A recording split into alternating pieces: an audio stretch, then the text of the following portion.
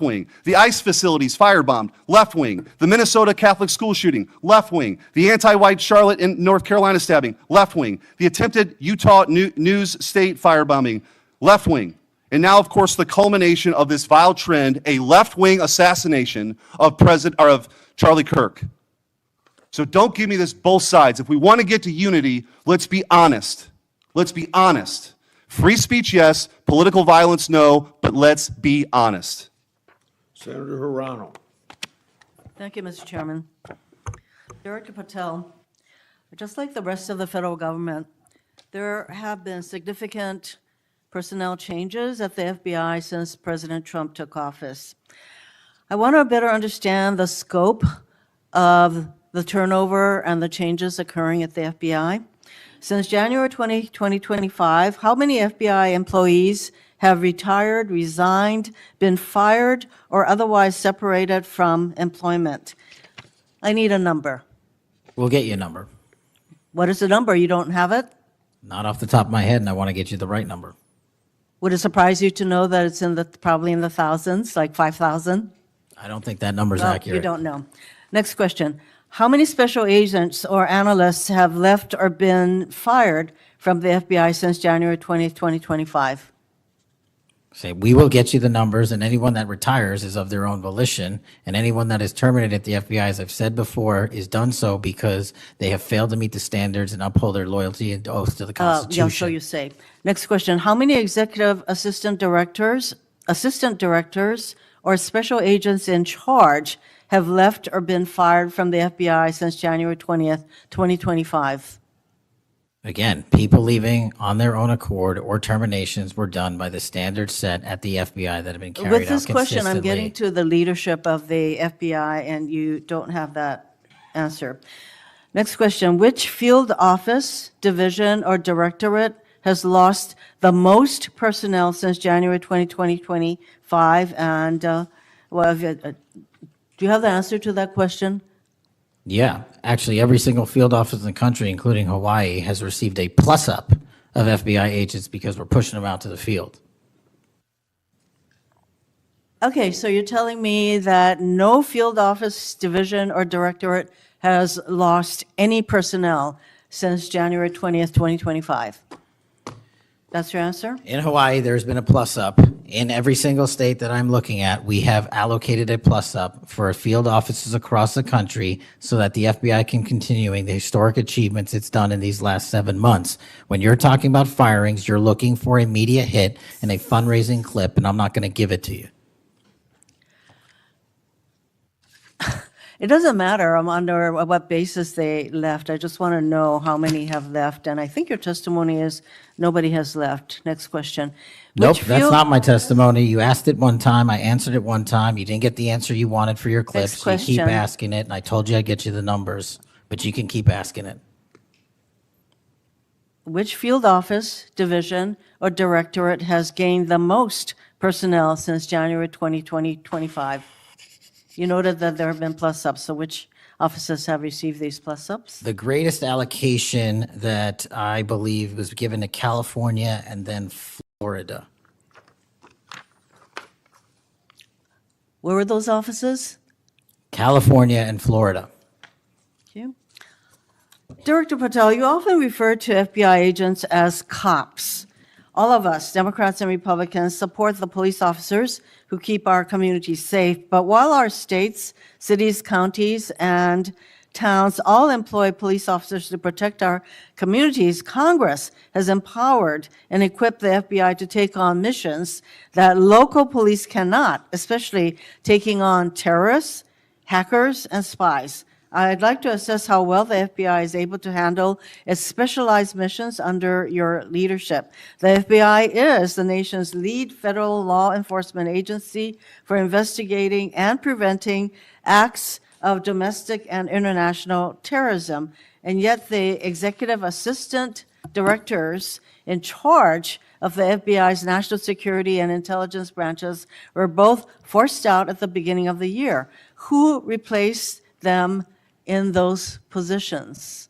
Excellent qualified personnel to lead the mission of arresting 23,000 violent criminals this year alone. Are the That's twice names as of many the as people before. who took the places of I'm not the- going to give you any names so you can attack them. Why not? So you can attack them. I'm not doing that. The You're not people gonna sitting give in me the those seats names are of- extremely qualified to handle the job. You're We not would gonna not give have me the the names results. of personnel who We would should not be have the on your reduction website. of Fine, violence in the moving state on. of Hawaii if we did not allocate the Earlier resources we this did. year, FBI counter-terrorist special agents and investigators were reassigned to assist with immigration enforcement. Reportedly, these counterterrorism experts were returned to the jobs they trained for in late January after Iran threatened to retaliate for our strikes on their nuclear facilities. Have those experts remained in the jobs they trained for since that time? Yes or no? FBI agents' primary responsibility is exactly what they are assigned to do. We always work with our So since they interagency returned part. to their positions, If you're not are going to they let still me in answer, those why don't you positions? just do your soliloquy in the 4.5 minutes you have I left? am not asking for a soliloquy. It's just a yes or no. Are those people who were returned to their jobs still on those jobs? Yes or no? They never left. What was that? They never left their primary job. It is a surge of resources in law enforcement working with the interagency to combat violent crime and reduce They were violent never- crime in okay, they were never historic reassigned to do proportions. That's your testimony. Okay, Director Patel, the FBI is also the lead federal agency for investigating cyber attacks and Yes. cyber intrusions, both by foreign nation states and by non-state hacker groups. Since President Trump's inauguration, the executive assistant director in charge of the criminal and cyber branch and the head of the FBI cyber division have both left the FBI. What are the names of the people who replace them in those positions? The cyber branch is one of the most impressive at the FBI. 409 arrests this year, 169 convictions. That's a 42% increase from the same time last year. It's that So branch, any Mr. suggestion that Patel. the FBI cyber division is not operating at full capacity and better than ever before, the leadership at the branch is implementing these changes necessary to attack the cyber and ransomware infrastructure operators You for know Iran, why China, they're and important? I Russia. want to know who has those positions, since the people who originally were there, Supremely are no longer qualified there. individuals have those positions. Are they? Supremely qualified who individuals. are they? What are the names? You're not You getting don't them. know. Special agents who investigate cybercrime were also reassigned for immigration enforcement. Have those expert investigators returned to their duties? Yes or no? All agents remained on their primary duties while surging to allocate resources for interagency operations to the Homeland Security task forces across this country. So are you, Am I what? see, I'm not getting the yes or no answers. I get all this explanation, so there you go. No, you get the work that Are the men you and women of the planning FBI are doing, and you don't want that. Additional personnel cuts to the cyber division in the future? The only people that will be terminated at the FBI will be those that violate their oath of office or fail to meet the high standards at the FBI. Director Patel, the FBI is meant to be the tip of the spear in combating terrorism against the United States from both foreign and domestic sources. It's also our lead agency in fighting the hackers who target our businesses and critical infrastructure. But instead of a specialized role fighting these kinds of terrorists, hackers, and spies, you have the FBI playing the role of local police and helping with immigration enforcement. I'm going to move on to my, you've been asked some questions about changes to your hiring standard, and including college degrees and possibly the age. But, one question I had is,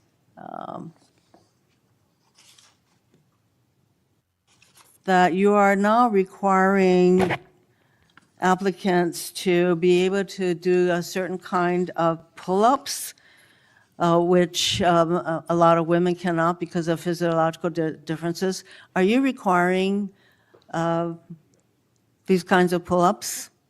We are requiring a physical program at BFTC at Quantico because FBI agents carrying guns in the field have to chase down bad guys and do really hard work. The physical fitness standards of those agents So are are being you requiring appropriately these assessed. kinds of pull-ups? We are requiring everybody to pass the 1811 standards at BFTC. If you want to chase down a bad guy Excuse me, and put the him in reason I handcuffs, you asked- better be able to do a pull-up. The reason I ask is that there are concerns about whether or not being able to do these kinds of harsh pull-ups is really required of FBI agents. Doing Anyway, one pull-up Mr. is not Patel, harsh, I and there are am always gravely medical concerned. exemptions to that. I am gravely concerned by the state of the FBI under your control. And in fact, you are willing to take a cut on your agency of almost $500 million. So the FBI is losing dedicated employees, decades of expertise and specialization, leading to loss to early retirements, firings, and reassignments to immigration enforcement or conducting local police work. Thousands have already left. For as long as you remain as the head of the FBI, I fear the number of departures and summary firings will continue to grow. Mr. Patel, before the vote on your nomination of this committee, I noted that your most significant qualification, this is not just something that I noted, but others, your most significant Actually gets this place going. qualification was your 100% loyalty to President Trump. And I fear that that continues to be the motivating factor in your position as FBI director. Thank you, Mr. Chairman. Mayor, Mr. Chairman. Director Patel, did you Yes. have anything you wanted to say now? That is an entire falsehood. You can delete my 16 years of government service to multiple administrations all you want. The fact is that I was a public defender. I was a national security prosecutor. I was a House intelligence staffer. I was a deputy director of intelligence. I was a chief of staff to the Department of Defense and the Secretary of Defense. I led the counterterrorism missions for the White House. Those are just some of the jobs I held in my 16-year career. There was no loyalty then. There's no loyalty now to anything but the Constitution. Senator Brett. Yes. Well, before I begin, I want to thank Senator Hirono for what she said, acknowledging that there are physical differences between men and women.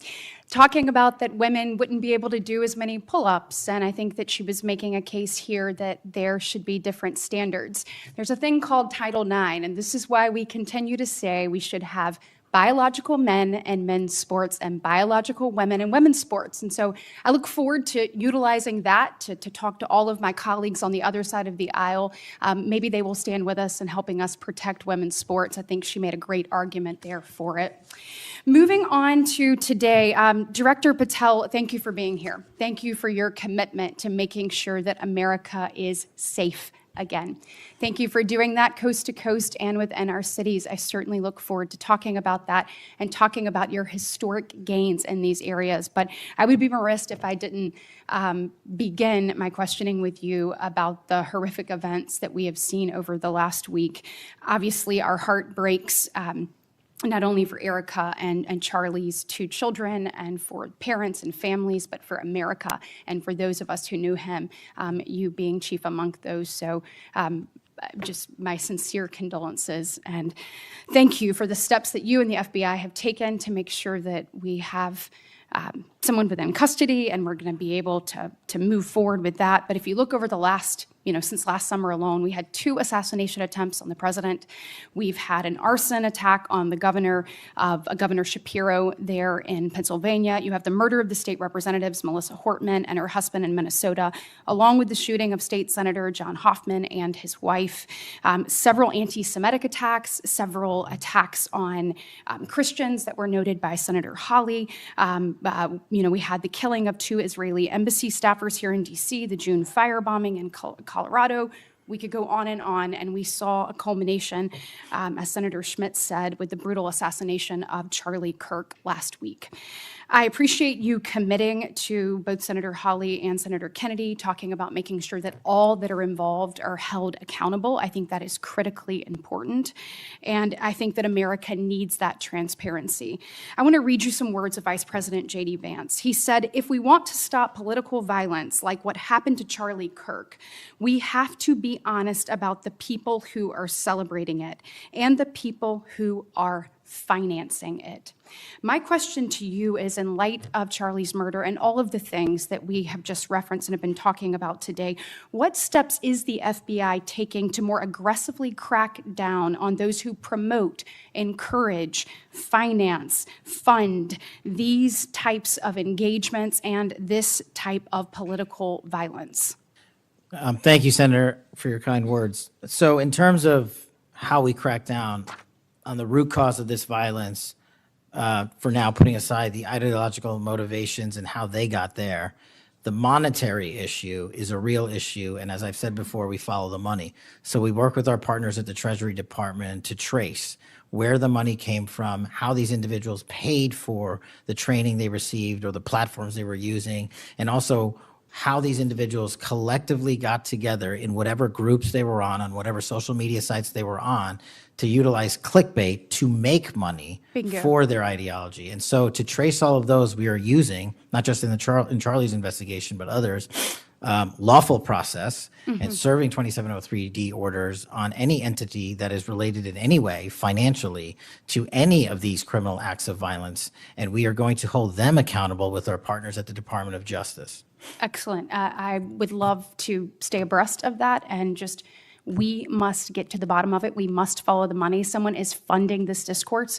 Do you believe, obviously there are people here, unfortunately American citizens, that may be engaged in that, but do you also believe that some of this may be coming from overseas? Yes. Okay, let's get to the bottom of it, and let's make it stop. Yes, ma'am. I want to ask you about the Dobbs decision. So we know that it was leaked in May of 22, and then we had the Marshal Service say, we found nothing in January of 23. I find that absolutely mind-boggling, that we can't figure out who leaked that opinion. We know it was done in attempts to undermine the process, and then the intimidation of the justices occurred after that. Tell me what you can do as FBI director to help us get to the bottom of what happened and actually hold someone accountable for their actions. So I can't speak to what the marshals did and how they conducted their investigation. I can tell you, generally speaking, the FBI has taken over the investigation on the leak because it was such a detrimental leak. So you commit to getting to the bottom of it. We are utilizing the full resource of the FBI as we usually do on leak investigations, and we will make sure our results are public at the appropriate time. We need answers. I want to talk about child sexual exploitation. Thank you for making protecting our youth your top priority. We know that that is the greatest gift that we have. That is our greatest treasure here in the United States, is the next generation. And finally, we have an FBI director that is putting that at the top of his list. Can you tell me the steps and the different initiatives? I've heard you talk about a couple of them. You've mentioned 764 amongst other things.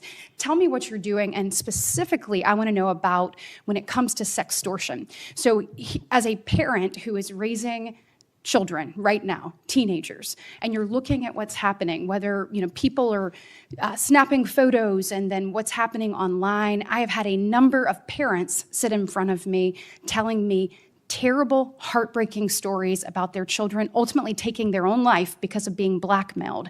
I want to know, what steps are you taking to get to the bottom of that and to absolutely end this? If this were happening in a storefront, Mr. Director, that store would be shut down, no matter where it was, coast to coast, and yet we continue to allow these things to happen, and we've got to have a more targeted approach when we're looking at this. And so what are you doing to protect children, and specifically sextortion? So in our VCAC initiative, our Violent Crimes Against Children is our umbrella enterprise operations hub for things like Operation Enduring Freedom and Operation Not Forgotten and Operation Justice. And in things like that, those are producing the results that I told you about: 1,500 child predators arrested, 300 human traffickers arrested, 4,700 children identified and saved, a 35% increase from year to date last year alone. But specifically on your sextortion question, Senator, that is a problem that we are seeing explode on generative AI in private sector and social media companies. And what we're doing is engaging with NCMEC, the National Center for Missing and Exploiting Children, because this one stat alone should probably cause great pause. They have seen a 1,325% increase in generative AI leading to sextortion and child sexual abuse. That cannot be countermanded by the FBI alone. We have embedded people at NCMEC and have a great partnership with them. But what we need to do is what we did in the month of May, and we're doing it over and over again. We arrested 400 individuals in 1 month in 1 month search. Wow, These thank you. individuals have prioritized. The agents and intel analysts have never left that mission. They're doing multiple missions at the same time. That's what the FBI is called upon to do day in and day out, and we won't stop doing two things at once.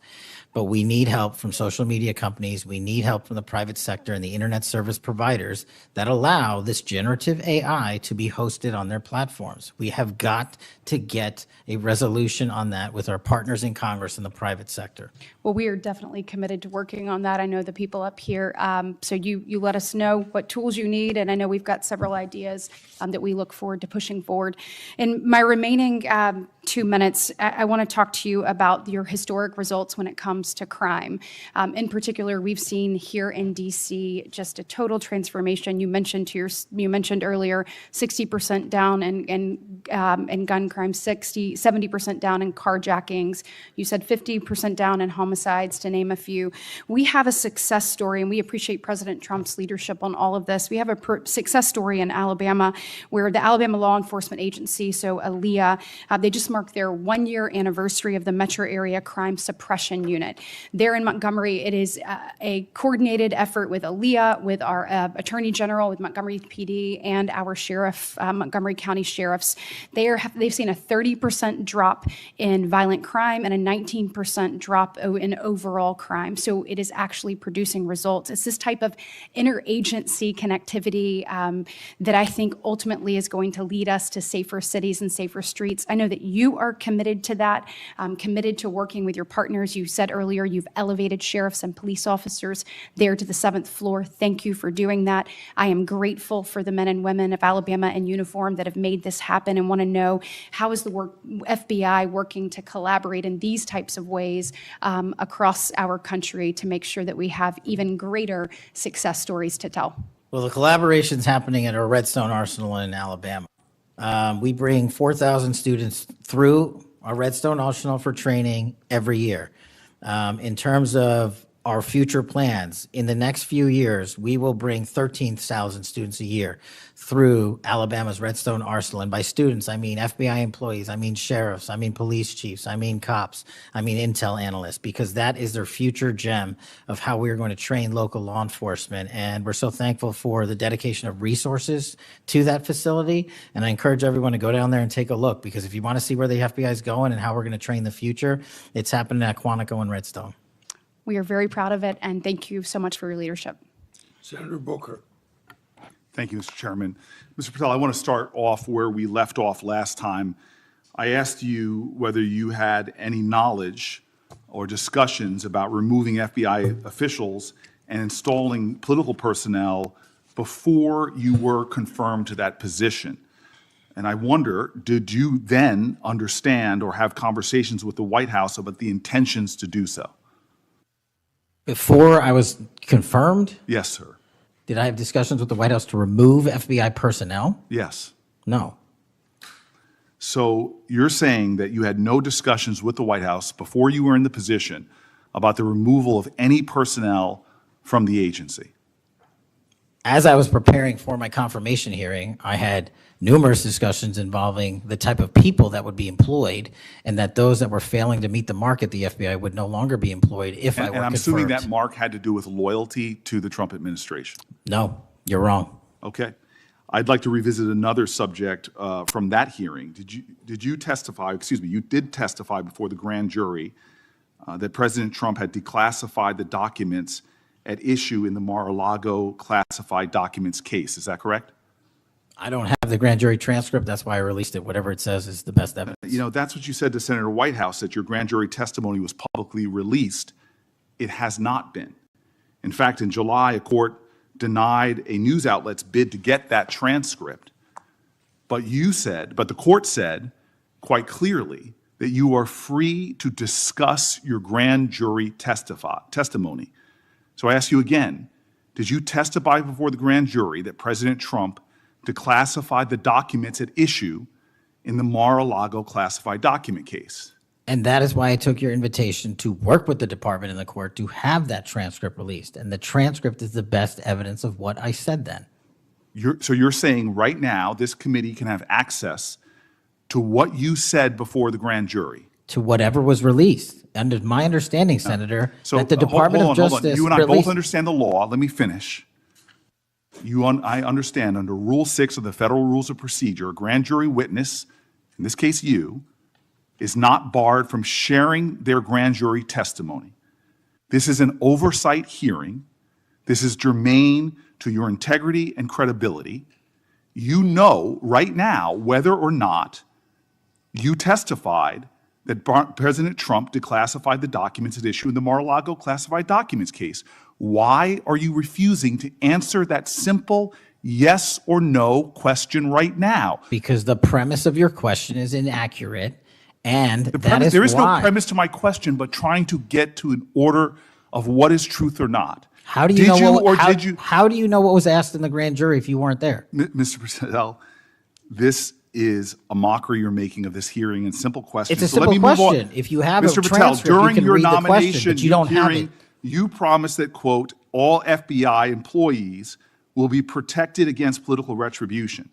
When I asked you, are you aware of any plans or discussions to punish in any way, including termination, FBI agents or personnel associated with the Trump administration, you explicitly said under oath that you were not aware of any plans to punish FBI agents associated with criminal investigations of Donald Trump. I don't believe you were truthful. Firing FBI employees based solely on the cases that they are investigating, their case assignments, is illegal, and you know that. A new lawsuit that's been discussed numerous times, filed by 3 FBI officials, alleges that you carried out Donald Trump's campaign of retribution, in quotes, against FBI employees for, quote, failure to demonstrate sufficient political loyalty. One of those plaintiffs has been discussed today, Brian Driscoll. Now, we know 20 years of distinguished service to the FBI before you terminated him. Special agent in charge of FBI's Newark field office, where he operated with distinction. Medal of Valor winner, Shield of Bravery awards. He's a patriot. You terminated Driscoll via a letter dated October 8th, 2025, and in that letter you said that you were firing him pursuant to Article 2 of the Constitution. Well, you're not the President of the United States, and so I'm wondering under what authority you were allowed to terminate him. That matter is under litigation, and I'm not able to discuss it. Okay, well, discuss this. Did you have discussions with Stephen Miller about firing this particular person or about his continuance in the FBI? Not that I recall. How often do you speak to Stephen Miller? Frequently on our Homeland Security task forces. You frequently talk with Stephen Miller about subjects other than Homeland Security task force issues, correct? I frequently talk to Mr. Miller about Homeland Security task forces. Has Stephen Miller ever given you his opinions on how to run your agency? Mr. Miller's interagency operations are invaluable to the FBI. That's what we talk about. So you frequently discuss your job and your responsibilities with Stephen Miller and Pam Bondi, I imagine, as well. Absolutely. She's the Attorney General. Understood. Okay. Donald Trump promised to make us all safer.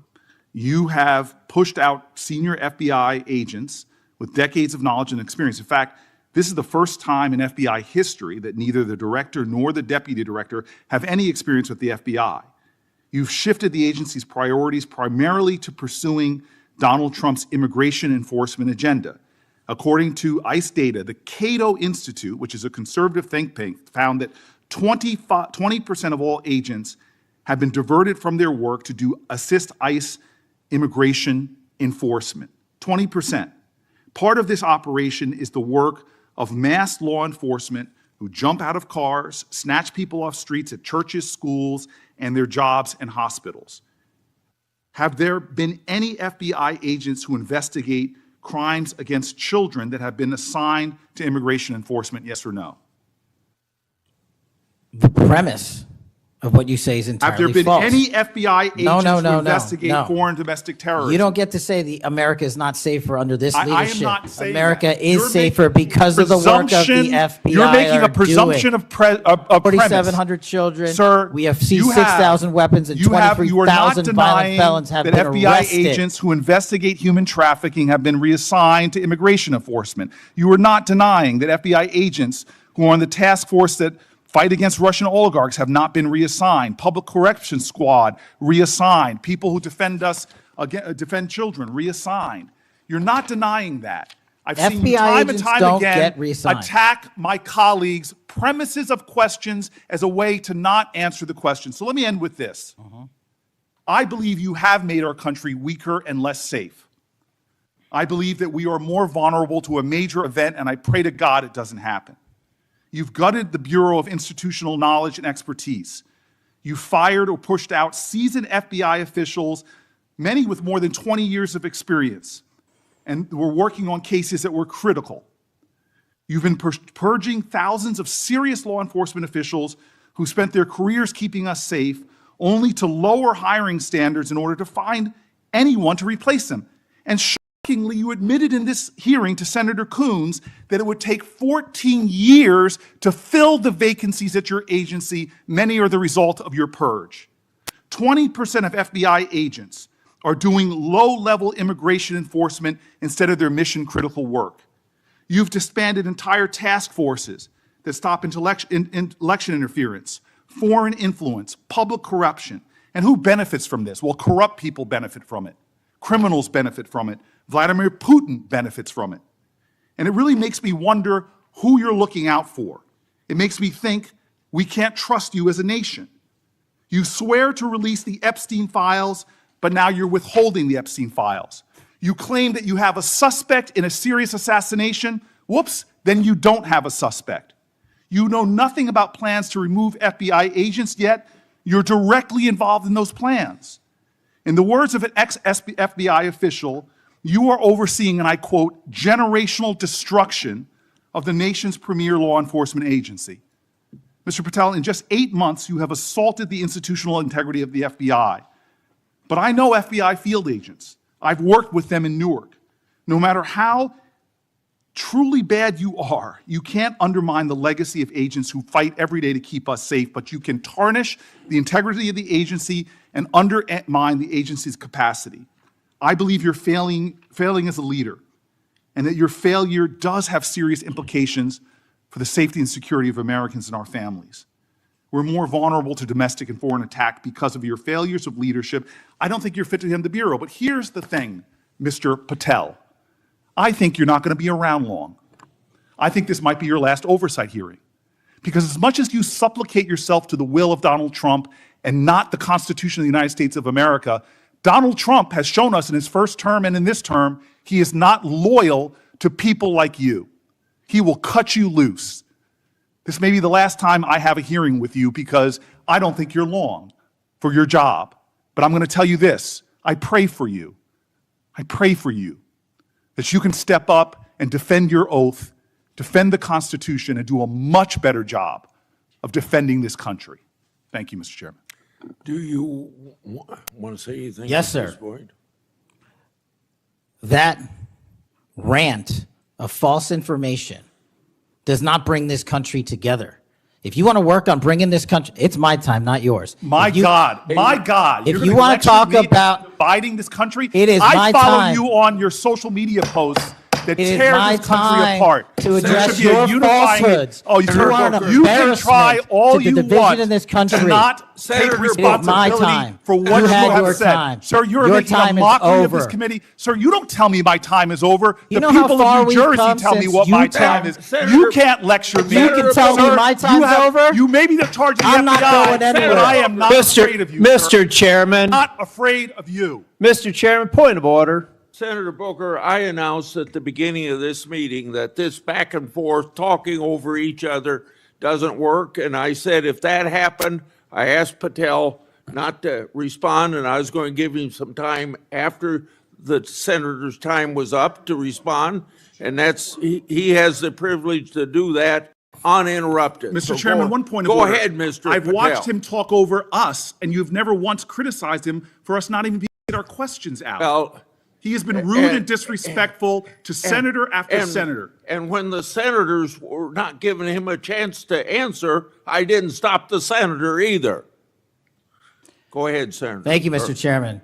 If the FBI, under my 7-month leadership, were failing this administration in this country, why do we have 23,000 violent felons arrested this year alone? A a double increase from that time last year. Why is it that we have seized 6,000 weapons? Why have we found 1,500 child predators and arrested them? Why have we have 300 human traffickers in jail? Why have we found and identified 4,700 children? Why have we seized 1,600 kilograms of fentanyl, enough to kill a third of the American public, a 25% increase alone from last year? 88,000 kilograms of cocaine seized, 7,000 kilograms of meth seized, and that's just on our criminal operations in summer heat. How is it possible that we're taking 8 kilograms off the streets of the cities in New Jersey and preventing the deaths of 607,000 people this year alone, a failure of the FBI and my leadership? How is it that we have counterintelligence arrests already this year exceeding the numbers from the entirety of last year? 33% increase in PRC, 83% in Russia, 60% in the CI space as it relates to Iran, and we haven't even talked about CT, the southern border, the northern border. Before Senator Cruz, I kind of feel like a broken record today. All this interest in FBI termination, yet my colleague showed no intent or interest in when my whistleblowers suffered retaliation over the past years, particularly the past 4 years. Indeed, one whistleblower has alleged that Brian Driscoll's insubordination, whether an agent is on a hot button case or not, they ought to be held accountable for misconduct and weaponization. Senator Cruz. Thank you, Mr. Chairman. You know, I have to say, it used to be that to see theater, you had to go to the Kennedy Center. Now, apparently, you need only go to the Senate Judiciary Committee and see our Senate Democrats berating the director of the FBI, which, okay, it's not, partisan politics is not new in the United States Congress. But what is remarkable is what Senator Booker was berating Director Patel about. He wasn't berating him for failing to do his job, but rather he was furious for Director Patel for successfully doing his job. For 4 years, the Democrats under Joe Biden had an open border that undermined the safety of every single American. They allowed 12 million illegal aliens to come into this country to invade this country, and every single day Americans were murdered, women were raped, children were assaulted by violent criminals that Democrats released. Now, Director Patel, I found Senator Booker's questioning really bizarre. He asked you, have you reassigned FBI agents from human trafficking to immigration issues? Director Patel, are the Mexican cartels that are bringing people illegally into this country engaged in human trafficking? Yes, sir. What the hell does it mean to reassign someone from human trafficking to immigration? The greatest human trafficking in the world has been over the last 4 years at our southern border. It is modern day slavery that the Democrats still defend. They still defend those open borders.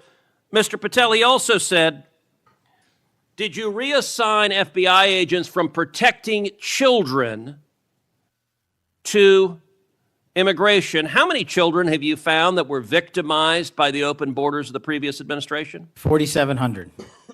4,700. And yet, oddly, I don't hear a Democrat here saying, gosh, thanks for protecting those kids. 35% increase year to date last year.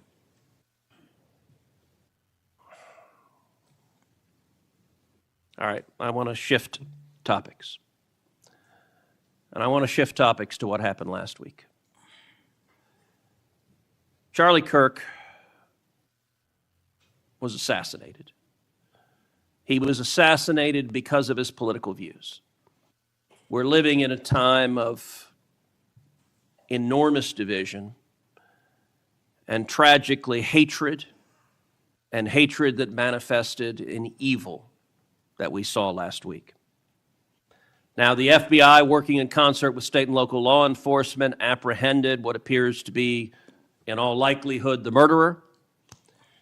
And you did so in just 33 hours. So I want to start by just congratulating you and the FBI agents and state and local law enforcement for successfully apprehending the murderer in less than a day and a half.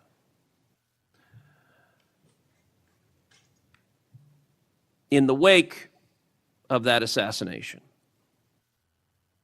We have seen far too many people on the left celebrating the assassination.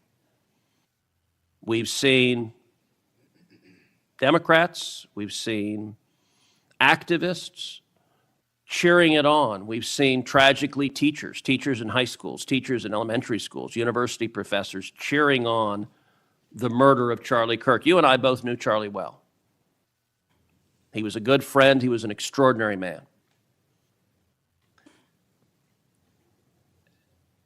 And I will say there's a great deal of discussion about what to do about it. Under our Constitution, under the Bill of Rights, the First Amendment, speech is protected. And that's true even for vile speech. Someone can stand up and say the most hateful thing, and it's protected by the First Amendment. Nazis and Klansmen can march in the streets, and even though their speech is bigoted and horrible and racist, the First Amendment protects it. Conduct, however, is not protected by the First Amendment, particularly conduct that is violent.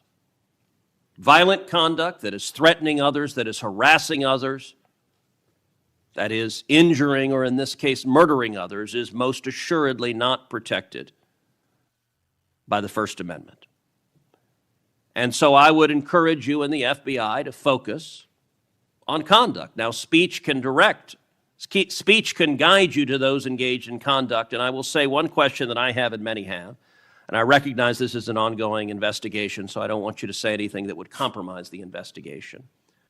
But what can you tell us at this point about what evidence there exists of other individuals who may have had prior knowledge of this assassin's plans to murder Charlie Kirk on September 10th? Generally speaking, we've interviewed numerous people, family members and friends, including the partner, to provide us with a detailed history of the knowledge he may have had, the suspect may have had prior to. We're still mapping out who, if anyone, was involved as an accomplice. As I said, the investigation is ongoing. We're also speaking to and going to interview numerous individuals online who were part of a chat group that was involved in this heinous assassination. And we're also going to work with our state and local partners out in Utah to find out what community organizations, if any, participated or had any foreknowledge of this information. But it's very much ongoing. I remind everybody that it's not even been a week since Charlie's tragic death. Is it accurate? It's been widely reported that the assassin's roommate was a transgender man who was transitioning to be female, and it's also been reported that they may have been romantic partners. Is that accurate? Yes, Senator. And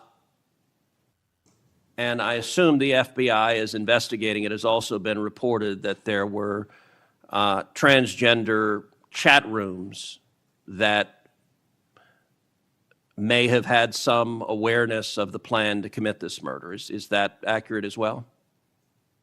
I'm sorry, can you repeat the question? It's been reported that there were chat rooms of transgender activists that indicated some degree of potentially of foreknowledge of this murder. We're still developing that. Do you have any information, the bullet casings had on them both Antifa and LGBT wording on them? Do you have any indication of the source of those engravings and what inspired them? As to the actual source, we're still developing that. I want to encourage you in the course of this investigation, absolutely go after anyone who aided and abetted. But I want to more broadly encourage you, follow the money. The violence we are seeing is not purely organic. There is, I believe, significant money that is spreading dissension, that is spreading violence. Antifa. Do you believe Antifa is a terrorist organization? I believe Antifa is associated with a lot of violence in this country. As to its designation, I'll leave that to the appropriate authorities. So I would encourage the administration to designate Antifa as a terrorist organization, to go systematically after Antifa. They've committed acts of violence all over the country. And the shell casings have multiple references to slogans that Antifa has popularized. I believe there is considerable money funding it. I would note that I've introduced legislation called the Stop Funders Act. Stop Funders Act would add rioting to the list of predicate offenses under RICO. I believe the money should be tracked and prosecuted under RICO. And both the Antifa and Black Lives Matter riots of a couple of years ago and the pro-open border riots in Los Angeles and other cities of this past year, I believe there was significant money behind those riots. I'm not the only person who noticed at the anti-Semitic protests and violent protests on college campuses that many of the tents all matched. And so I would ask, would it aid your ability to prosecute these matters if Congress passed into law the Stop Funders Act and if rioting was added to the list of predicate offenses for RICO? Yes.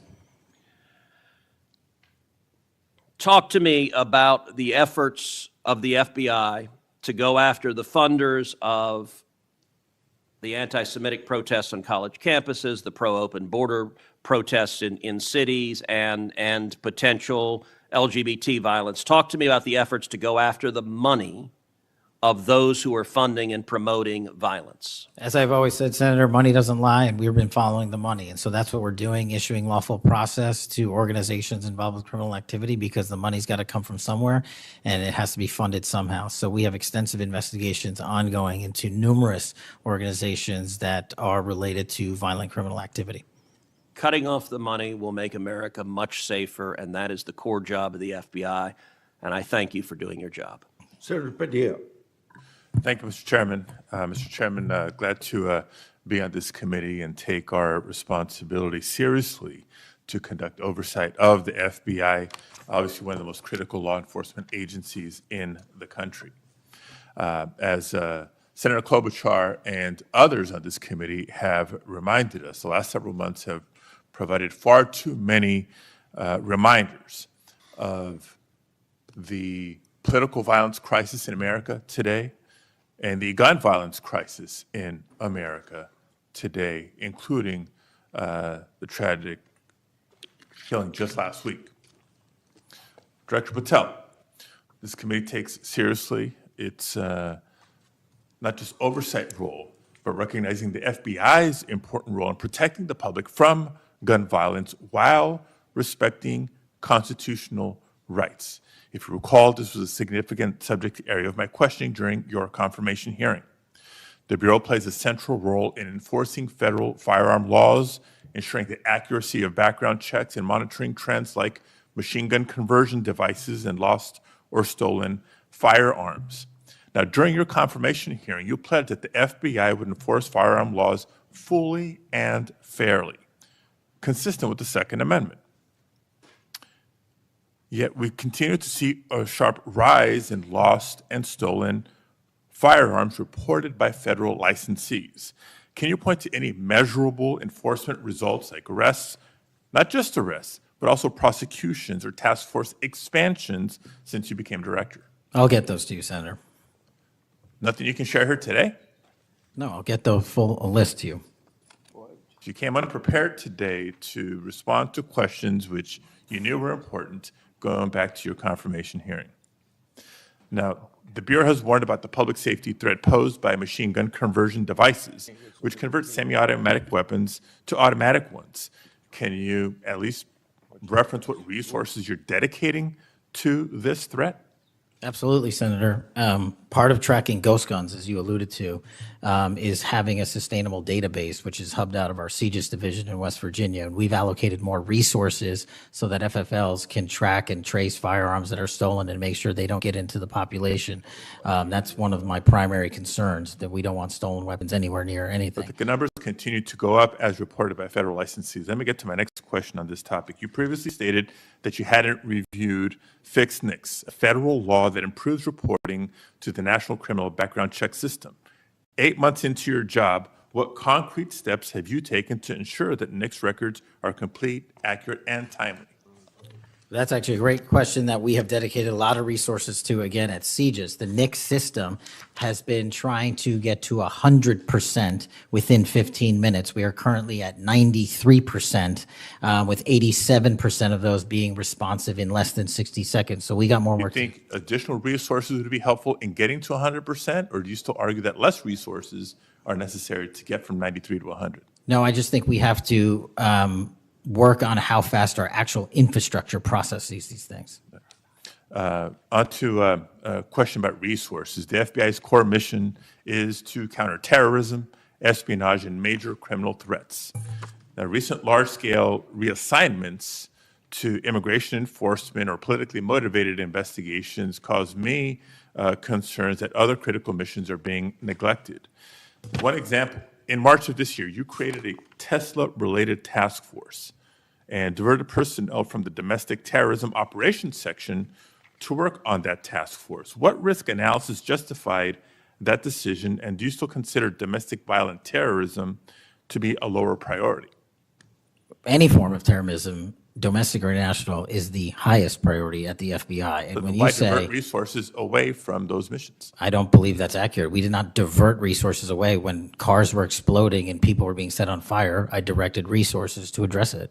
Well, then I'll suggest in your follow-up, and we can make this more explicit in our questions for the record, that you provide the accurate information about the diversion of resources. Because, again, when I understand that you authorize large-scale agent reassignments from counterintelligence and cybercrime to not just immigration cases, but others, it has an impact on the other priorities like nation-state threats and ransomware investigations. Moving on to a different subject area. Safeguarding our elections is a core FBI responsibility. The public needs confidence that election security work is driven by facts and free from political influence. Mr. Director, do you agree with Attorney General Bondi's decision to disband the FBI Foreign Influence Task Force?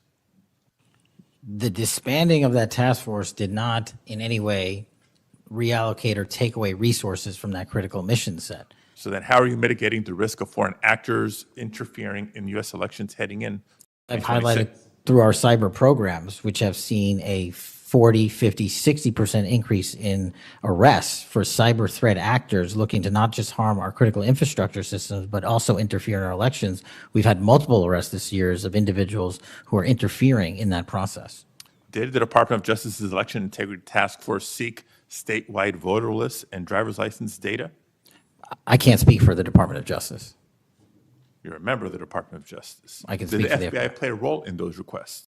Whatever request that we had pursuant to the department's direction were provided. So then you can speak For the to FBI. those actions. For the FBI. So you can speak to those actions. For the FBI. So what role did you play in those requests? Whatever requests we get from the department, I don't have those details in front of me. We provide whatever requests they have. I have not many details in front of you on a lot of the questions coming from this side of the aisle. So I do hope that there are substantive and accurate responses to our questions in writing. In my time left, Mr. Chairman, I just want to call out a couple of observations. The director before us has tried to explain, I won't say explain, tried to explain how he doesn't need another $500 million to do the job. And specifically that even if the FBI had an additional $500 million, it would take years. I think he referenced 14 years to fill the vacancies. But in the meantime, relying on partnership with local law enforcement to fulfill the mission of the Bureau. As we've discussed in other hearings and in other committees, by the way, given this immigration mass deportation agenda of the administration, the FBI is not the only one leaning on local law enforcement to do the job. ICE has made it clear that they're doing the same. Other law enforcement agencies within DHS is doing the same. So much so that ICE's recruitment, because they're not only not advocating for cuts, they're actually requesting additional dollars and have issues about policy with them. But if ICE's plan to do the job is not just hiring up significantly. They don't seem to have that as a concern, but the FBI does. Both ICE and the FBI are citing partnerships with local law enforcement, which, look, partnership and engagement is great.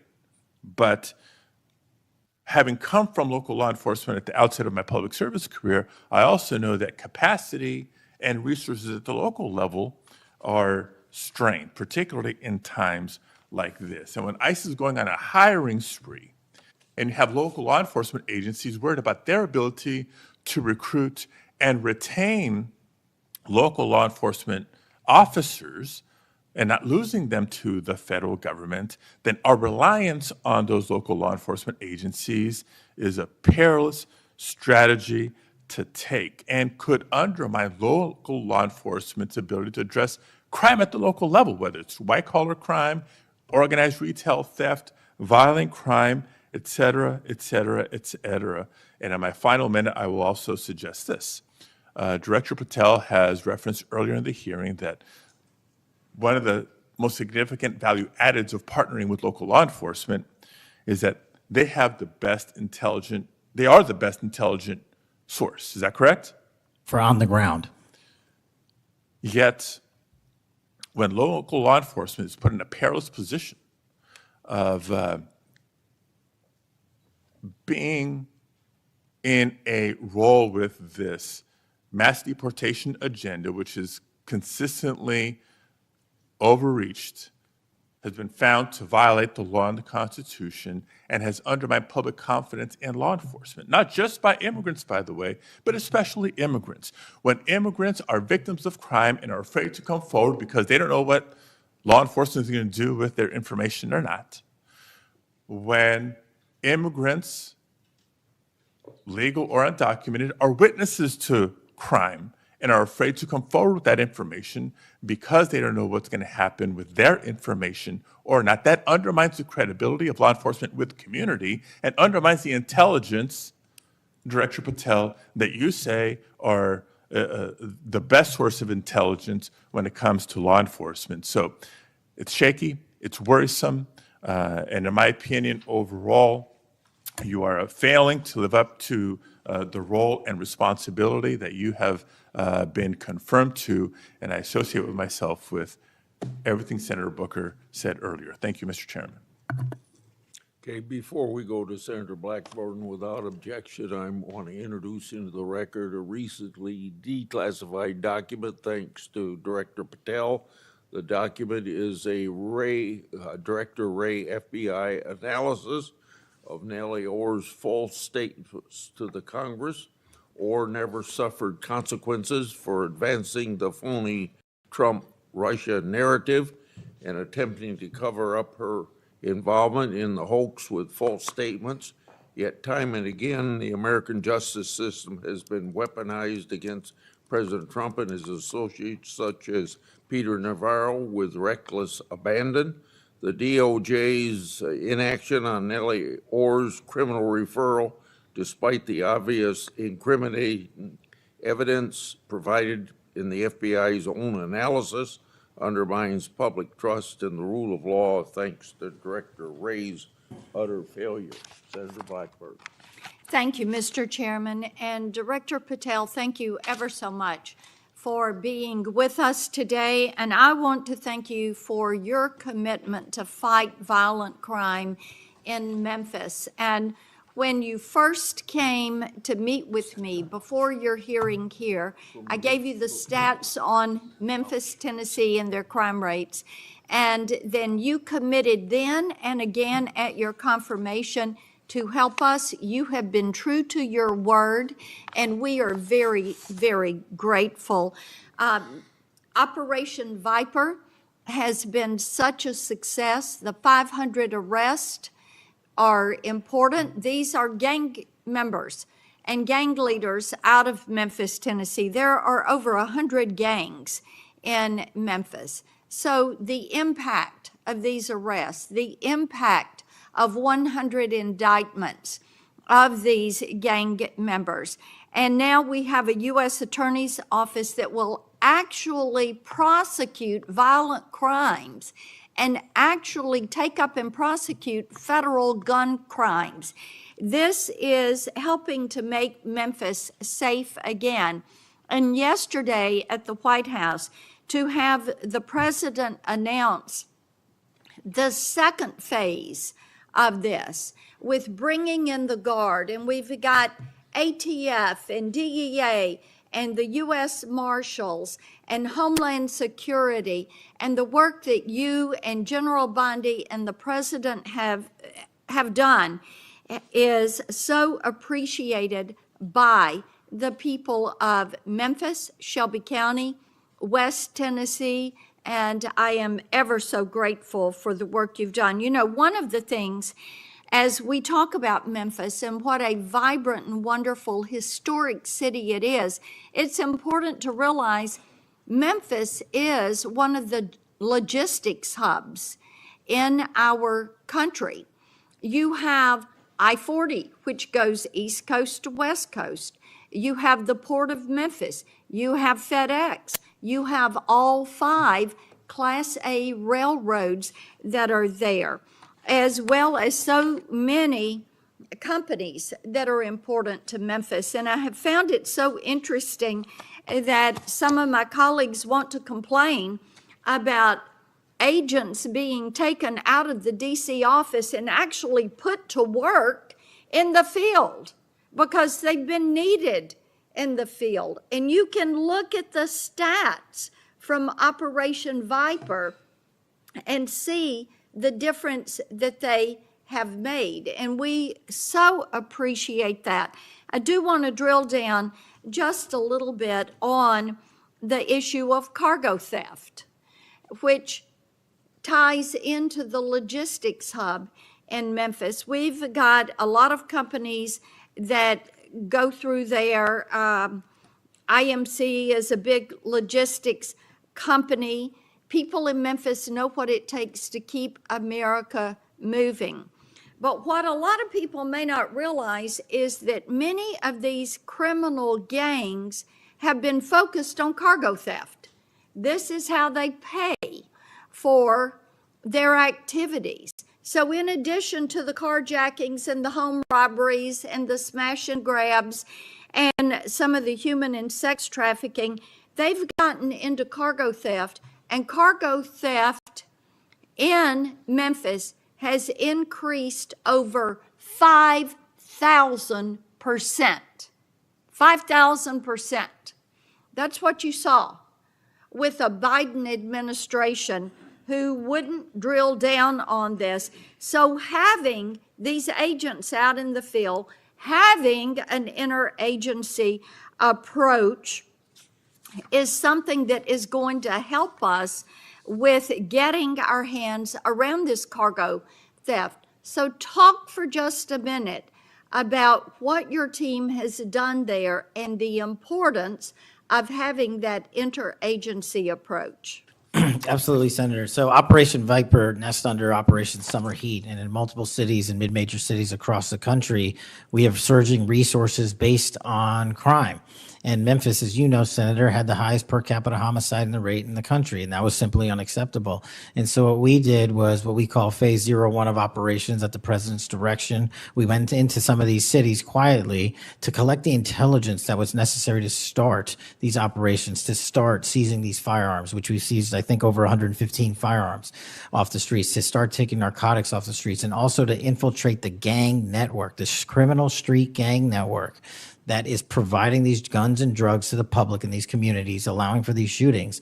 And so what the FBI is good at, what the FBI is great at, is partnering with our local authorities in places like Memphis and Miami, and Chicago, and so many other cities across the country to start the work, because you can't do the work on a dartboard basis. You need ground level intelligence. And that's what we do working with our state and local law enforcement. And the results, I think they said over 100 indictments federally just in this 3-4 month surge. And now we're going to go in there with more resources to finish it. And we are grateful for that. And I think it's so important for my colleagues, what we have seen in Memphis. You mentioned something very important. Your agents go in and they go in quietly. There was There was no press conference. There was no fanfare. You went in there to work. And very importantly, you gathered the intel. Who are these gang leaders? Where are they?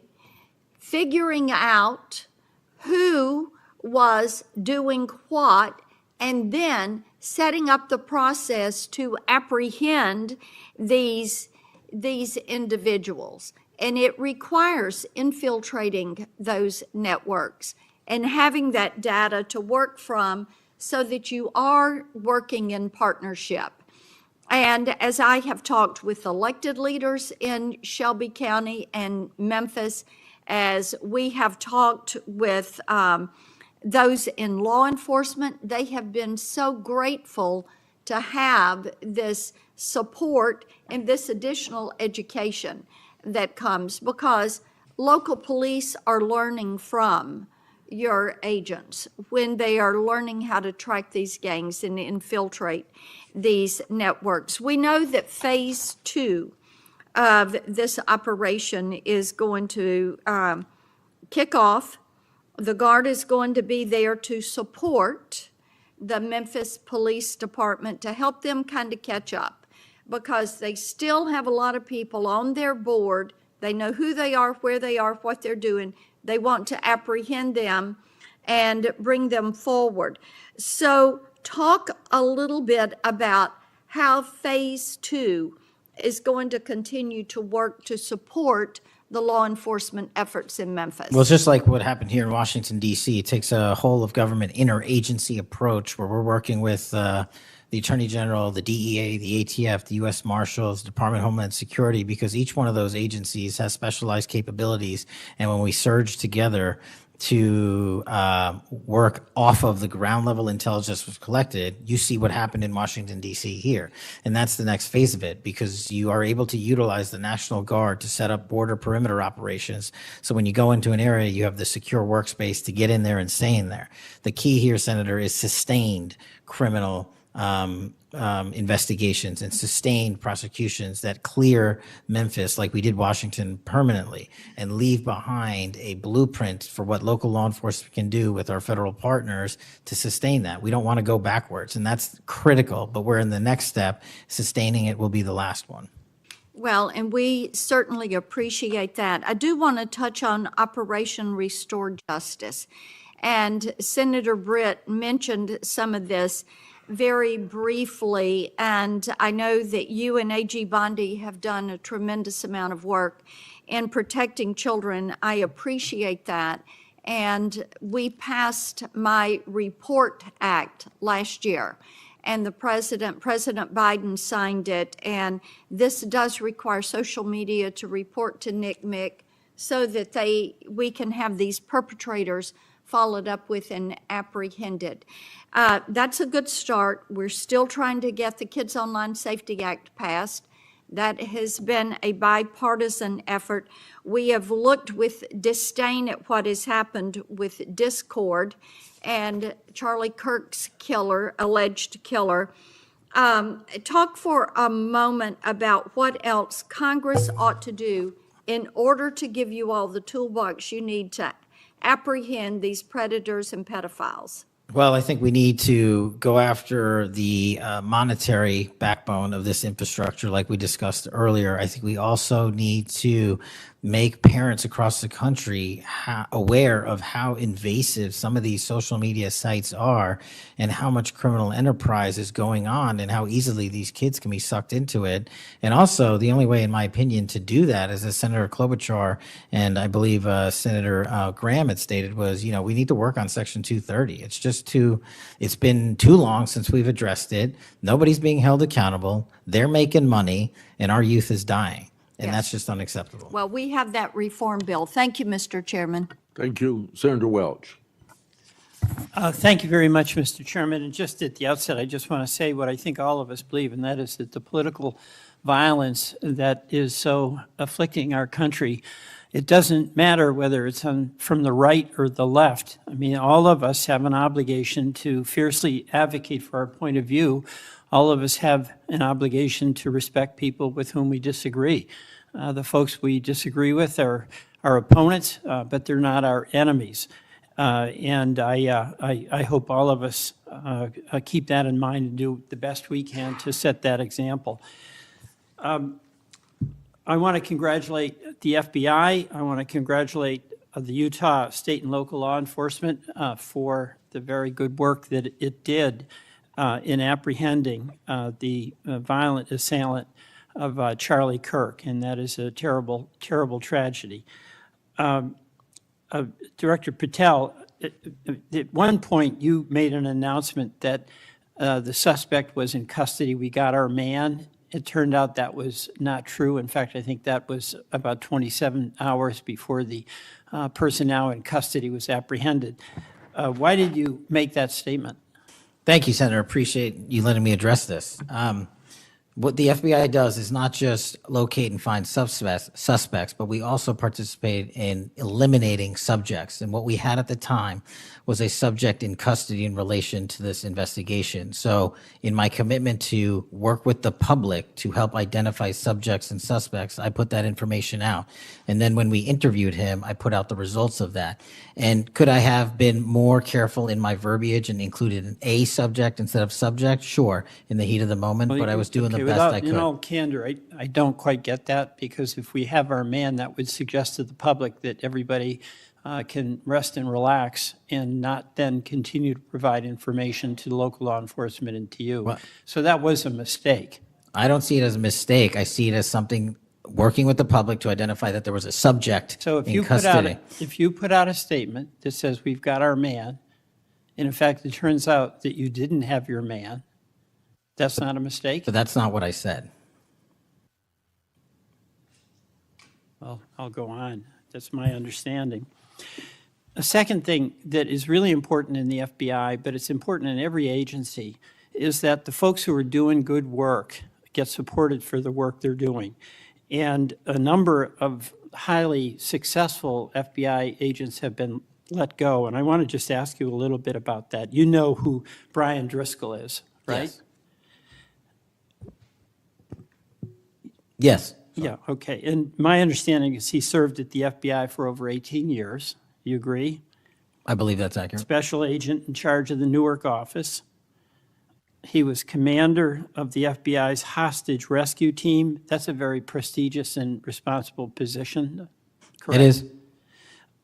Section chief of the Critical Incident Response Group's tactical section. You've got to be pretty good to get that high responsibility. You agree with that? Yes, sir. He oversaw 55 SWAT teams, and they're like the elite of the elite, right? They go in to the dangerous situations, right? He got a Medal of Valor for his participation in a raid on ISIS terrorist Abu Sayyaf, who had kidnapped American citizens Kyla Mueller, right? Mueller? Is that Yeah, right? I know. You're in agreement, right? I know Kayla Mueller's family. Yes, I know this. Okay, and he got Kurt Meyer, somebody who had barricaded himself in a bar after he killed 4 people and wounded 2. And Driscoll was part of the team that went in there and took that guy out, right? I don't have all the details, but I'll take your word for it, Senator. And he got into trouble when Emil Bove demanded a list of FBI agents who investigated January 6th and was apprehensive that what did happen ultimately would happen, and that is those folks would get fired. I mean, do you agree with me that a boss who stands up for his subordinates when they did the job that was asked of them is a stand-up person and somebody to be admired? Generally speaking, yes, sir. Pardon me? Generally speaking, yes, sir. But Driscoll got fired, right? Again, that matter is under litigation, and the matter you referenced occurred before I was Okay, but director. let's just keep it fairly narrow here. He's fired, right? Yes, he was terminated. And he has to be, there's somebody communicates to him that he's terminated, correct? That's my job. That's your job. So you communicated to him that he was fired. I did. So, I have a hard time with this because that record suggests to me that this person is like worthy of consideration for the Presidential Medal of Freedom, and he got fired. But there's also a record of other information that was available, and now that this matter is pending litigation, we will get that out in due course. But as So you can the agree. so-called, so you've got, quote, other information that you see as a valid basis to fire somebody who, from what I can tell, had an absolutely outstanding record and who crossed the threshold of getting in trouble because he was standing up for agents serving under him who did work that was assigned to them that happened to be related to the January 6th uprising. Again, you're correlating based on your information, the reasons for his termination, and I'm telling you. No, that's there's- right. Let me ask you another question. You know, when you were here, you were rightly critical, not here actually, I guess it was on Cash's corner. You were rightly critical of the way that the previous FBI director used the FBI jet. And you said you wanted to ground Chris Wray's private jet travel that he pays for with taxpayer dollars to hop around the country. Let me ask you this. You know, on the weekend of, according to flight tracker data, on the weekend of March 7th, an FBI plane flew round trip from D.C. to Las Vegas, and you attended a UFC fight with Mel Gibson, and I'll show you that. Is that you, and is that true? Yeah, you want to know the difference? I live in Las Vegas. I'm allowed to go home. I didn't leave a congressional hearing early on an FBI jet to dodge questions. All right. Then on April 5th, you attended a hockey game in New York City. You don't live there, right? No, I don't. By the way, everyday FBI agents who are assigned in Washington don't get to fly home on a private jet. Well, this is a great point. Do you know why I have to use a private jet? Because Congress made it mandatory. Okay. In April 5th, well, we didn't make it mandatory that you go to UFC games with Mel Gibson. Are you telling me I can't go home? You know, you got to use some judgment here. So when I'm at Beth, home, you I would- can't do what I'm doing when I go home. Everybody else is allowed to go home, Let just me not keep me. going. No, I'm glad you go home. I Okay. love to go home, but I don't go home on a private jet. On April 5th, They're not you mandated to do so. You attended a hockey game in New York City with Wayne Gretzky, and Flight Tracker says the FBI jet took you to and from New York City, where you don't live, right? That's correct. And on April 12th, on the following weekend, you attended a UFC fight, a fight in Miami, also on the FBI jet, right? That's correct. So what's the cost to the taxpayer for those 3 flights? But I pay the commercial equivalent per the regs and the law. And so just so you know, when you are comparing me I to just asked prior what directors. I asked what the cost was, and you don't know, I take it. Yeah, and what I've done with the use of the private jet is use Andrews Air Force Base versus Okay. Reagan National as what the other directors have done Bottom line to here. save the taxpayer Bottom dollars. line here, you flew home to Las Vegas. There's nobody else in the FBI who gets paid. They have to pay their own way if they want to go home, right? I mean, right? Well, that's not accurate. Depending on where you're stationed, the FBI covers the bill to get home. So are you telling me that FBI agents who are assigned in Washington, but who may live in Charlotte, they get paid by the FBI to go Sometimes home? they do, yes. All right. Another thing I want to say is this. You know, our local law enforcement has been stiffed. About $500 million in cop grants have been taken out of the budget. Those really help us in Burlington. They help us in Rutland. They really are important. And why in the world would we be cutting those cop grants when we need that local law enforcement, in part to partner with you? Well, I Do think you you're speaking. support that? I think you're speaking to the Department of Justice grants, which I don't adjudicate, but also Vermont, just like every other state, has received a plus-up of FBI personnel. Well, I'll tell you, that's not what we're seeing. The other thing, my understanding is that there's a requisition or an effort to get another plane for the FBI that would cost about $72 million. Is that right? That's inaccurate. The FBI, because the jet, as you call it, is not my jet. We use it for operational needs. We use it for FTOX. We use it for HRT. But that's the one you fly in, And right? we have multiple fixed-wing assets, and one of them is on a wildly expensive lease that I deemed a waste of money, and I'm looking for a replacement in which the government can procure assets permanently. Well, I would welcome you submitting to this committee the cost information about the jets that are under consideration. And according to our research, the specifications that are included in this request would result in an expenditure of between $72 million and $80 million. That's inaccurate, but I'll happily get you the right I numbers. welcome getting the specific information. Absolutely. Thank you. Mr. Chairman, I yield back.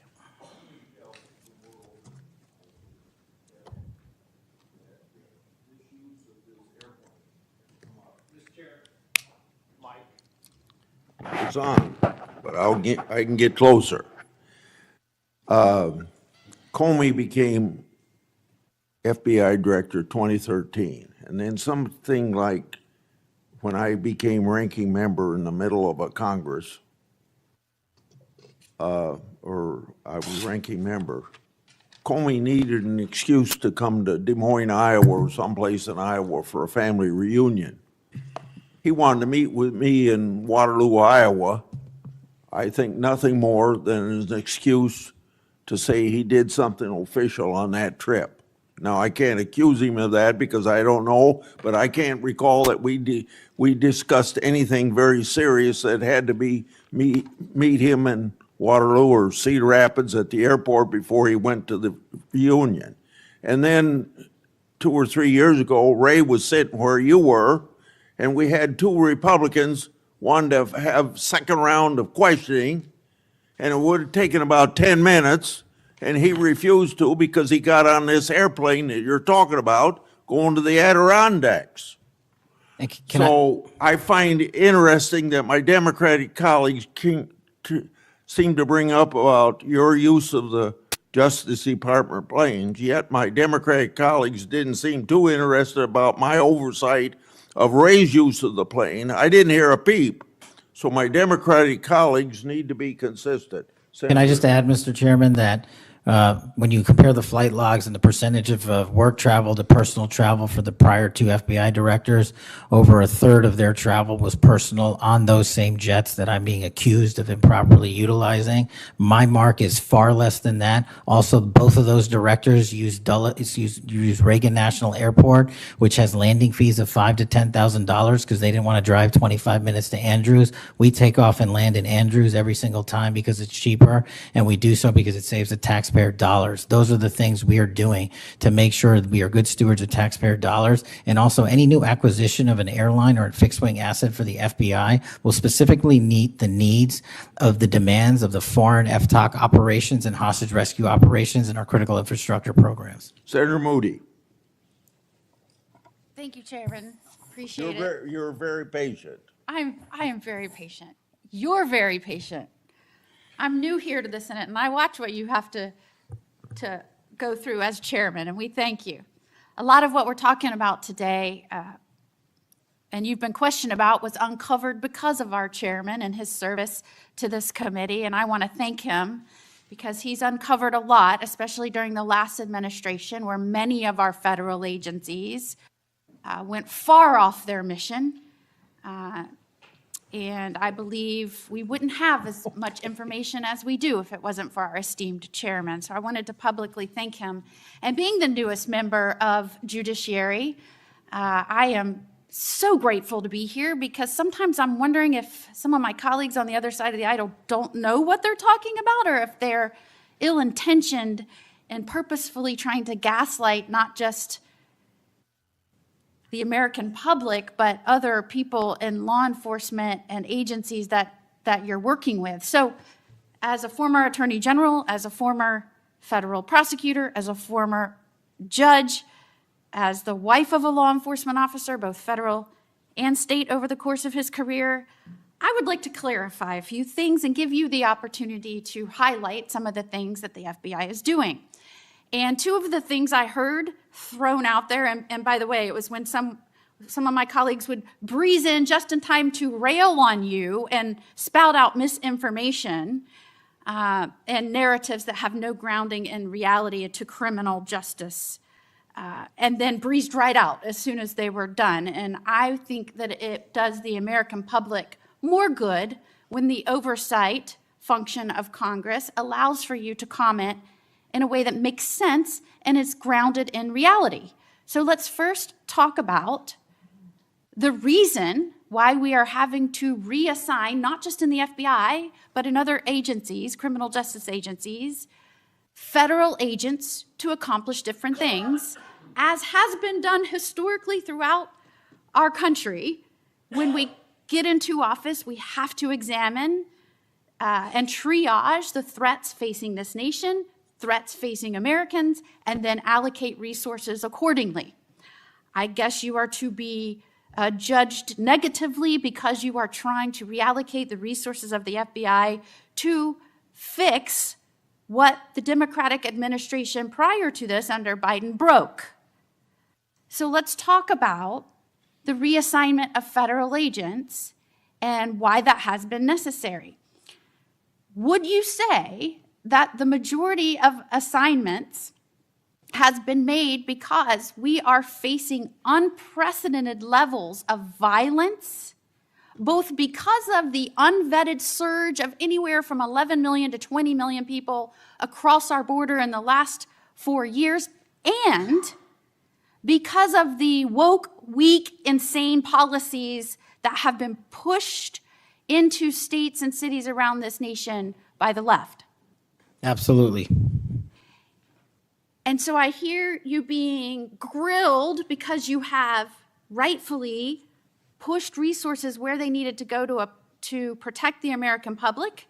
And I have heard you questioned that you are in some way, and I'm going to use their words, which I don't believe is grounded in reality, that you are going to lean on local and state agents to do the job of the FBI.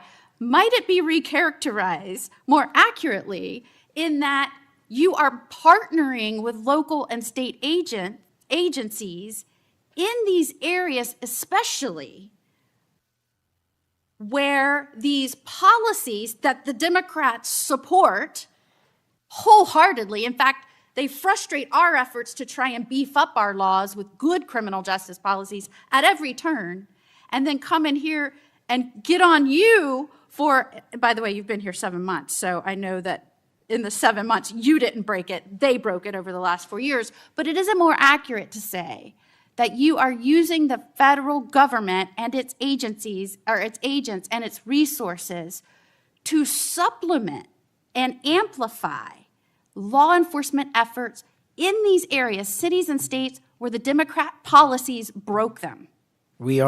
It's been an integral part of my tenure to use local and state partnerships. I say it everywhere I go. We cannot do the work without partnering with state and local authorities in every single state and every single county in this country. And why we pushed out to the field is simple mathematics. While the FBI had a bloated bureaucracy in Washington, D.C., nearly 1/3 of the FBI's workforce lived and worked in the national capital region. 1/3 of the crime doesn't happen here. So I made the simple decision to move them out where the crime was happening in the field, to move out field agents, to move out intel analysts, to move out program managers. And by the way, that's what they all want to do, go out in the field and do the work. And no one's going to be punished for going out in the field and doing the work, and no one's going to be punished for wanting to stay at headquarters and help. But we needed a reallocation of assets, and that's what we did. And from your experience, both before and now in office, have you found that many of these nonprofits have done work to undermine the stability and security of cities? Those matters are very much ongoing, and hopefully we can report the results soon. And I don't mean just those that may have aided and abetted or supported criminal acts. Those absolutely should be investigated and pursued to the fullest extent of the law. And I hope that we follow the money trail, as some of my colleagues have suggested. I also want to get your opinion about the nonprofits that are working to get elected and then push criminal justice policies that have made our cities and states less safe. Specifically, I'm going to push out all of the things that they espouse make the cities stronger. No cash bail. Try not to charge crimes. Don't call people offenders or felons or rapists or drug traffickers.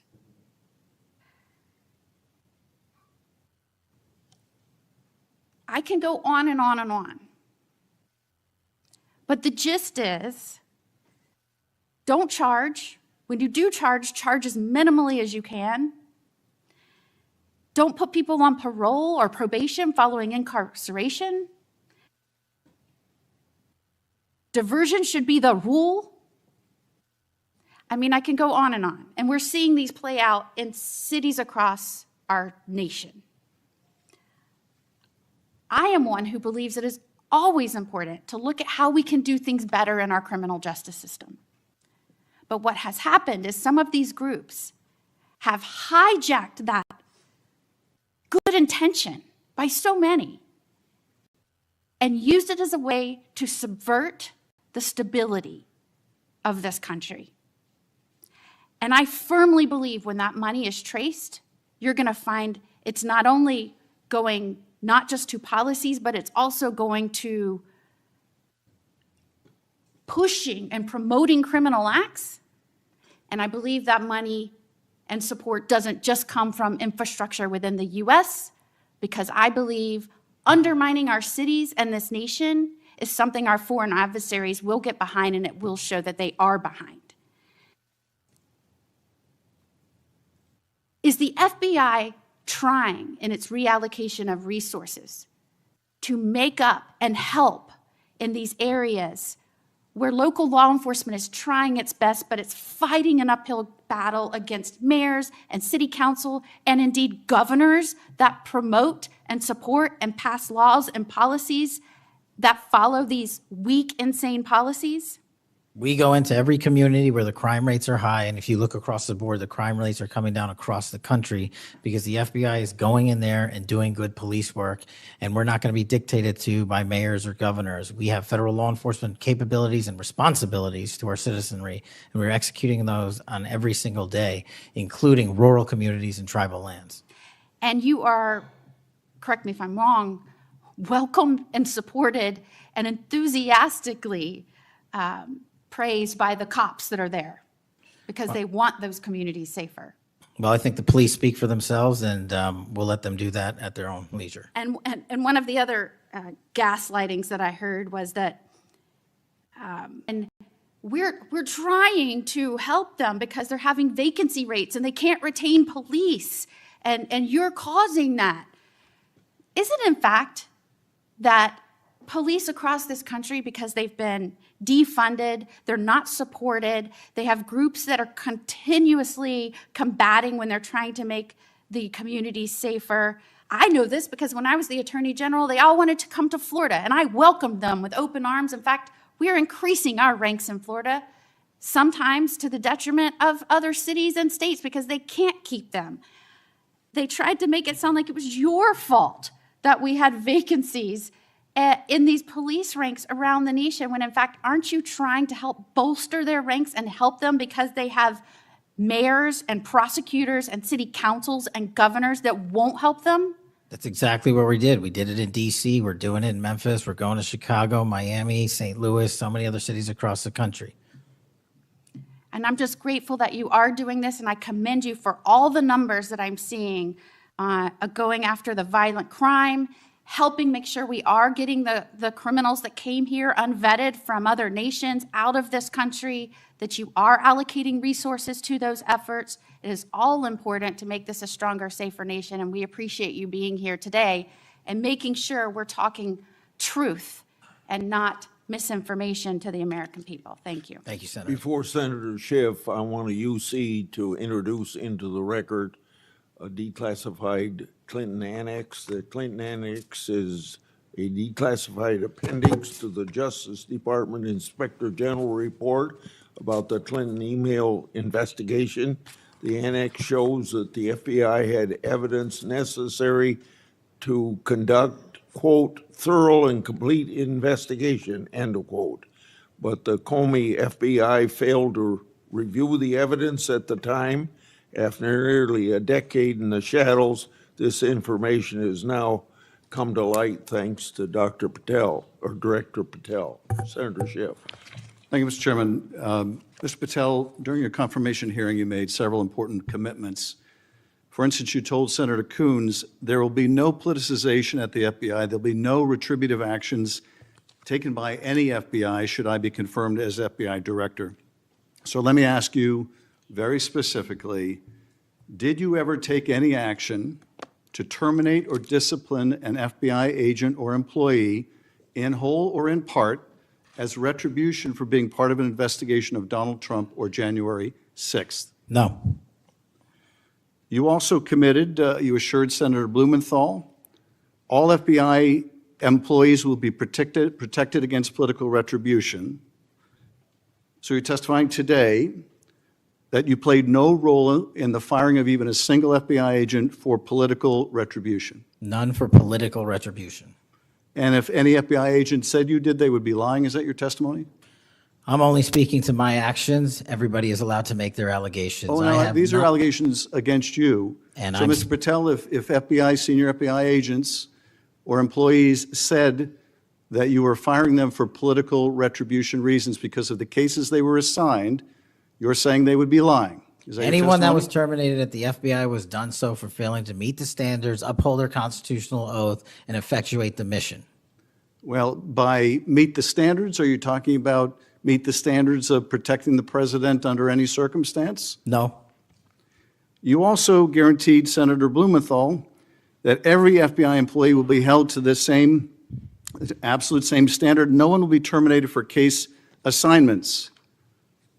Are you testifying today that you never terminated anyone at the FBI in whole or in part because of a prior case assignment? No one at the FBI is terminated for case assignments alone. Well, I'm asking about you, Mr. Patel.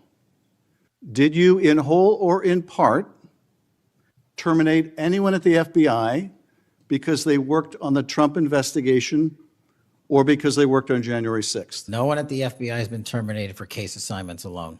Okay, you're saying alone. Does that mean they were terminated in part because they were assigned to a January 6th case or assigned to the Mar-a-Lago case? You're being very precise here, Mr. Patel. You're saying alone. That means they were fired in part because they were assigned those cases. Is that your testimony? Absolutely not. But if you want to keep Okay, putting words well, in my mouth, then go let me ahead. ask you, let's strip away the word alone. Did you terminate or participate in any discipline of any FBI employee in whole or in part because of their work on an investigation of Donald Trump or January 6th? Yes or no? Any terminations at the FBI by employees. No, I'm since asking you a very specific And I'm question. going to answer the question, but you don't like the answer because it's the No, truth I and it guts want your an answer to my narrative. question. I don't want an answer to someone else's question. So let me just be precise, and I ask for a yes or no answer. Did you ever terminate or discipline an FBI employee in whole or in part because they had been assigned or worked on an investigation of Donald Trump or January 6th? FBI Yes or no? employees are only terminated Yes if or they no, fail Mr. to Patel? uphold their oaths of Yes or office no? and duty. You're not at the answering my FBI question. I You're don't not have to answering my answer your question yes or no because you're setting up a trap so you can have a Oh, media no, I'm narrative. not setting up a trap. And I'm not giving it to you. Unless it's true that you fired people. People in have whole been or in part terminated at because the they- FBI who fail to uphold They were the assigned standards to. that the FBI requires them Did you to tell? uphold. Did you tell anyone at the FBI that all FBI employees who they identified who had worked on cases against President Trump would be removed from their jobs? Did you tell that to someone at the FBI? Say that I would remove people for case assignments? That you would, that people that were identified as having worked on cases against President Trump would be removed from their jobs? Did you tell that to someone at the FBI? People are not removed But for just case answer my question. assignments. Just answer my question.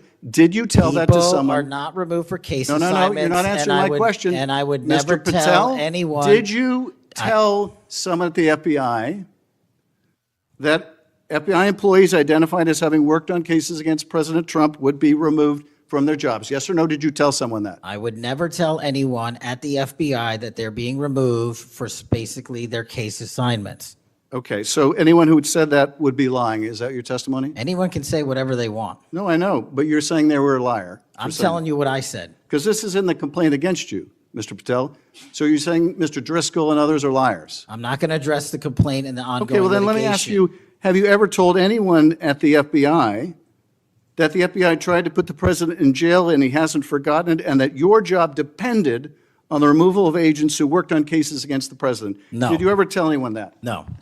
Okay.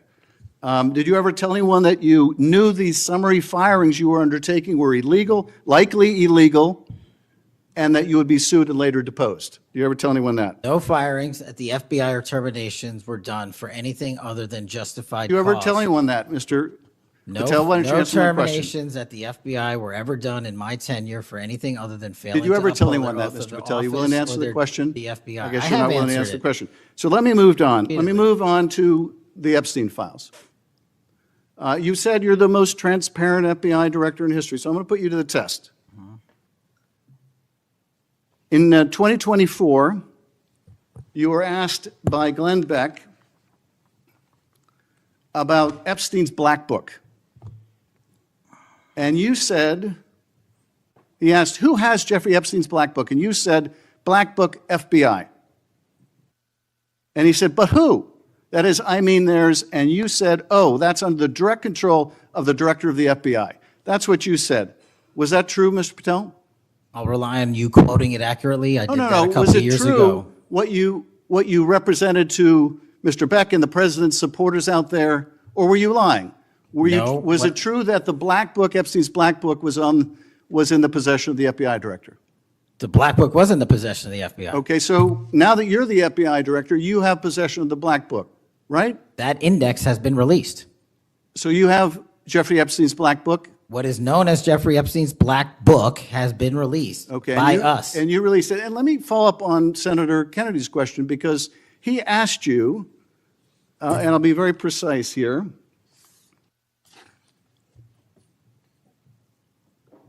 You've seen most of the files. Who, if anyone, did Epstein traffic these young women to besides himself? And you said, himself. There's no credible information, none. If there were, I would bring the case yesterday that he trafficked to other individuals. And Kennedy, the information we have, again, is limited. And Senator Kennedy said, the answer is no one. And you said, for the information we have. So is it your testimony today that in all the Epstein files, that Jeffrey Epstein trafficked no one to anyone but himself? Is that your testimony, Mr. I never Patel? said Jeffrey Epstein didn't traffic anyone else. Did he traffic any young woman to someone other than himself? That was Mr. Kennedy's question, And I Senator Kennedy's said question. the information that 3 administrations have had access to I'm have asking made you- determinations that there are no investigative leads that were credible to prosecute and investigate any others. I'm Well, specifically I'm asking stating you whether we it's were your working on. testimony today. You just read that it, and I said it I'm- 10 minutes ago, so let the record reflect my testimony. I just want to make sure there's no misunderstanding, because there are victims like Virginia Guifer who have testified otherwise, who have said otherwise, and you're telling the American people today that the Epstein list is a single name and it's Jeffrey Epstein. That's what we're to believe? That's not what I'm saying. That's what you're saying, and Well, you can say whatever you Let me want. ask you this. When Todd Blanche went to interview Ghislaine Maxwell, she said, but did I think these guys were coming for that? I really don't. If you met Epstein, there's no way that this cast of characters, of which it's extraordinary, and some are in your cabinet, who you value as your co-workers, and you know would be with him if he was a creep or because they wanted sexual favors. A man wants sexual favors, he will find that. They didn't have to come to Epstein for that. And the next question Todd Blanche, the president's former criminal defense lawyer, asked is not who in the cabinet, who are you referring to? His question is, so when's the last time you think you were with Mr. Epstein when he got a massage? So let me ask you, who are those cabinet members that Ghislaine Maxwell was referring to that, that were part of this cast of characters associated with Mr. Epstein? Who are they? The Deputy Attorney General took the aggressive step that no one else did and interviewed Ms. Maxwell for I'm 2 asking you, days, who are and we released who are the the cabinet entirety members? of that Who are the cabinet transcript. members? I do not have that transcript in front of me. You're picking it piecemeal. The American public can read the entirety of Let me ask you that. one last question, because you clearly won't tell us the cabinet members associated with Mr. Epstein. Let me ask you one last question. And that is, right after she gives this testimony in front of an FBI agent, among others, she's transferred to a minimum security prison not suitable for a sex offender like herself.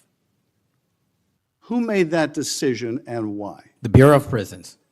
The Bureau of Decisions made it in Prisons. The Bureau of Prisons decided on their own, without any consultation with Blanche or anyone else, that they were going to suddenly, after this interview, completely unrelated to this interview, completely unrelated to anything she said, move her to a prison not suitable for a sex offender. You want the American people to believe that?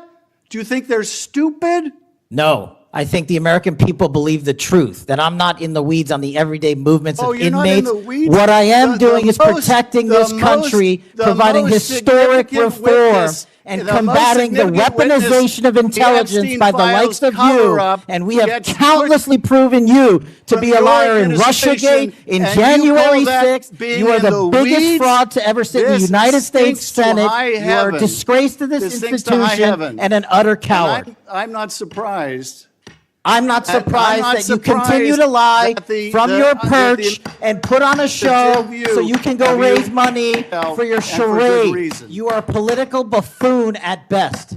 Well, you can take an internet troll. Take and it make- to the you can bank take an that the internet- FBI is you protecting can this make an country internet troll, and the state and the FBI citizens of the director California. will We are always bringing be nothing more historic than an reform. internet Point of troll. order. But all you care about is a child sex predator that was prosecuted by a prior administration, and the Obama Justice Department and the Biden Justice Department did squat. And what did President Trump do? Bring new charges courageously. And what have we done? Chairman, You said take I'm the control most of this transparent situation. FBI director in history. Take control of this 33,000 pages of information to you. I challenge you to say anything credibly to the truth. Go ahead and run to the cameras where you want to go now. Both of you be quiet. Before I go to Senator Tillis, without objection, want to introduce into the record the Durham Annex. The Durham Annex is a declassified appendix to John Durham's report about Crossfire Hurricane. The Durham Annex contains information exposing a reported Clinton campaign plan to falsely tie President Trump to Russia.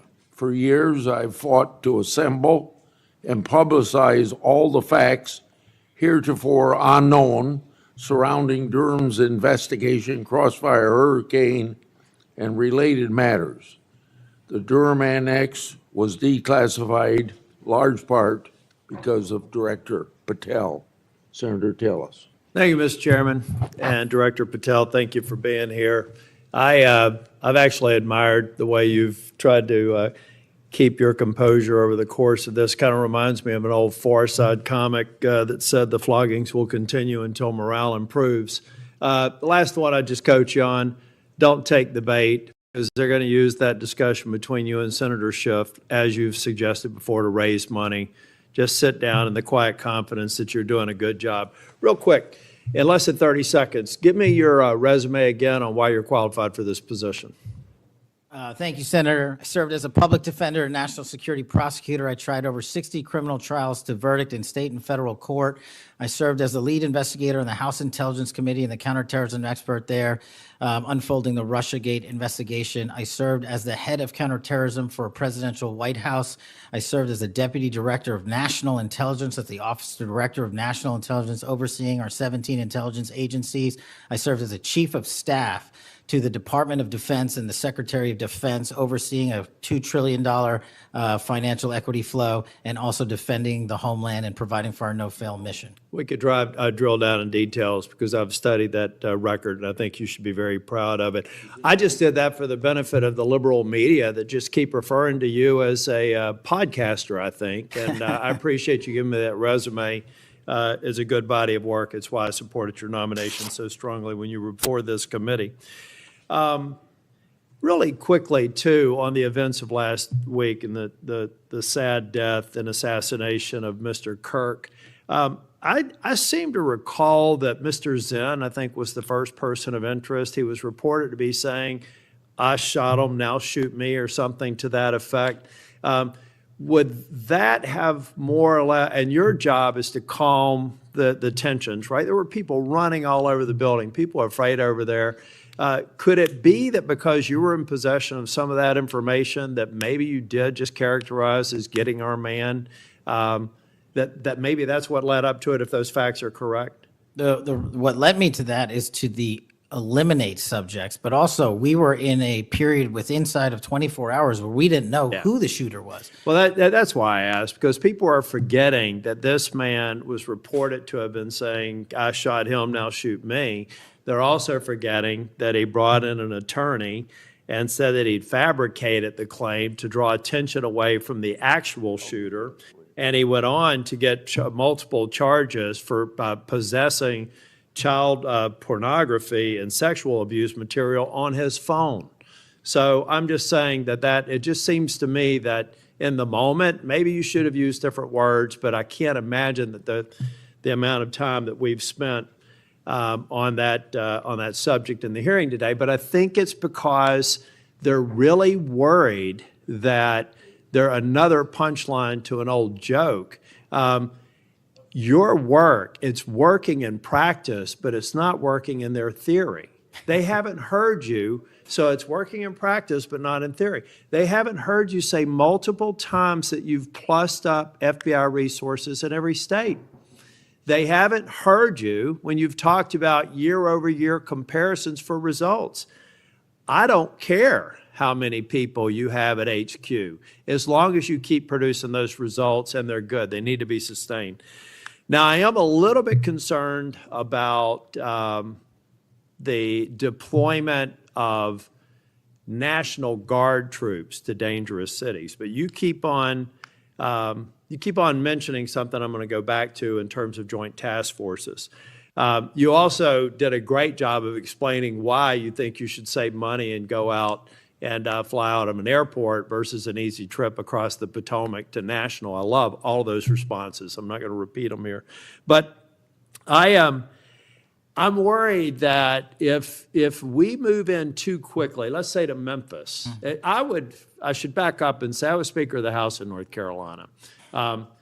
And I would consider it a personal failure on the part of state leadership if they have to call in federal resources to do their job beyond what they do every day. And that's promoting joint task forces. I've seen ATF, DEA, FBI. I've been in the briefing rooms at 3 o'clock in the morning about to go and do a 55 no-knock warrants on bad people. You all do that every day, and thank God that you are.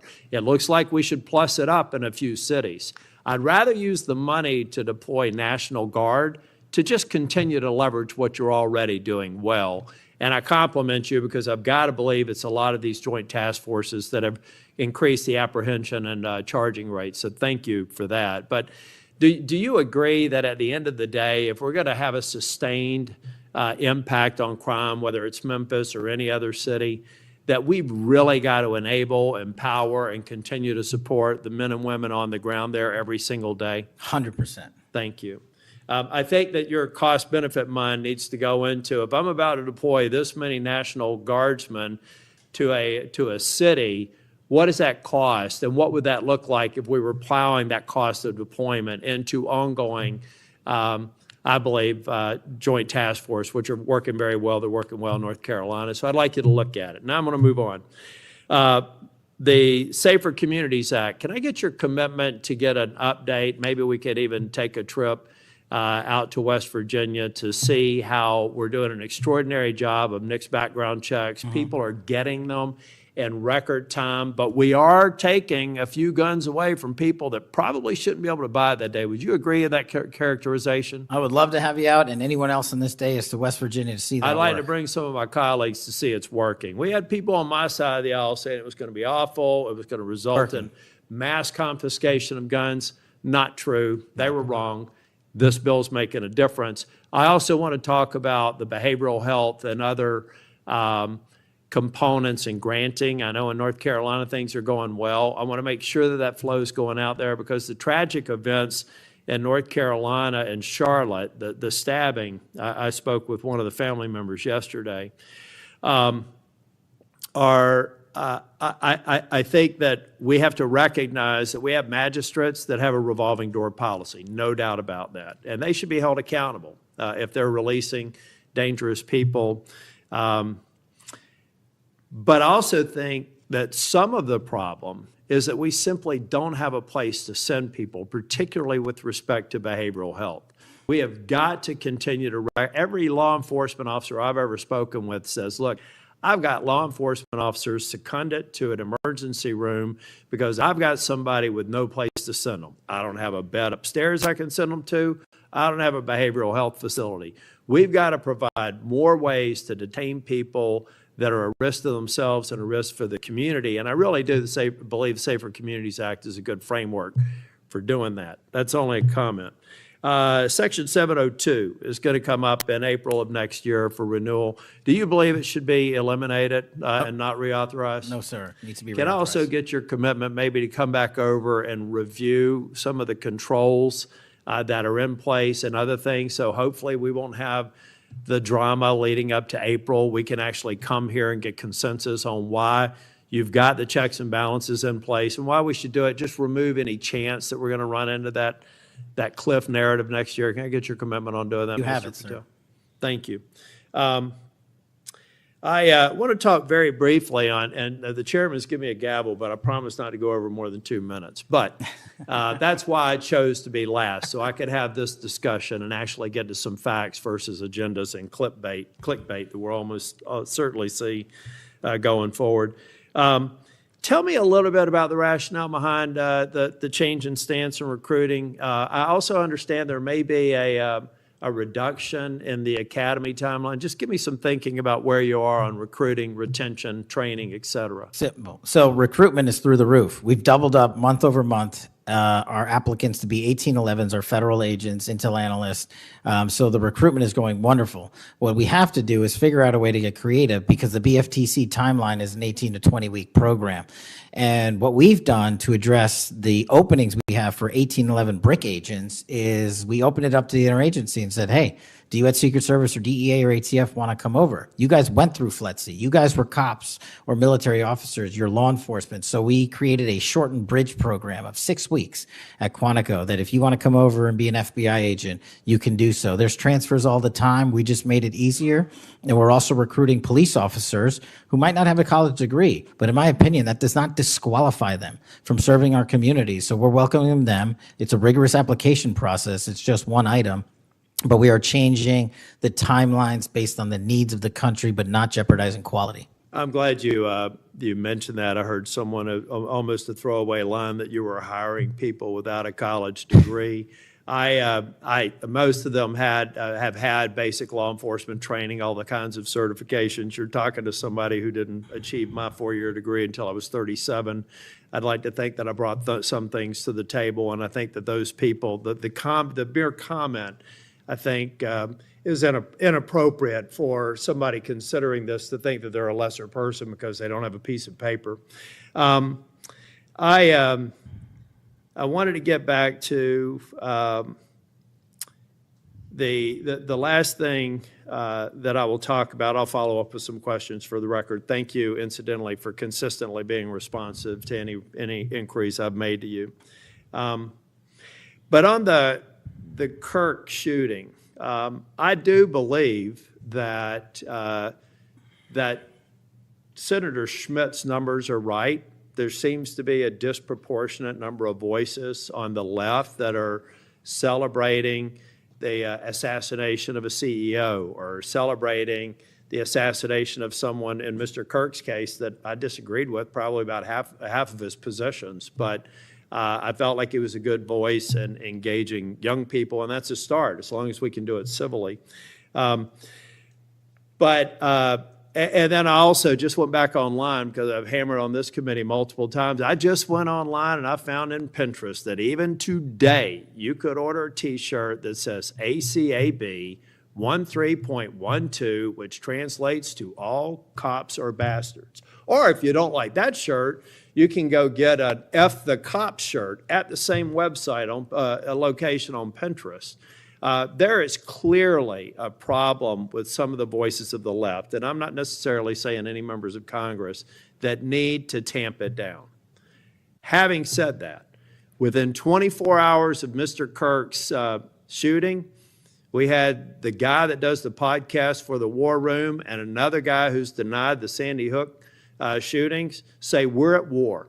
Now, how on earth, and I do believe it's a smaller number, but it's a number that has an influence. How on earth are we de-escalating the situation with the tensions as high as they were last week, with going out and saying we're at war? I'm not asking you to respond to this question. I'm just saying that there are people out here on our side of the aisle that still need to look in the mirror. Even if you agree that it's a lower number, bad is bad no matter how many numbers they are. And that kind of rhetoric and that kind of mobilization makes your job more difficult and puts us in a position where we're not being as productive as you want the FBI and state and local law enforcement to be. I'm finished. I just want to thank you for your service. I want to thank you for your concise answers.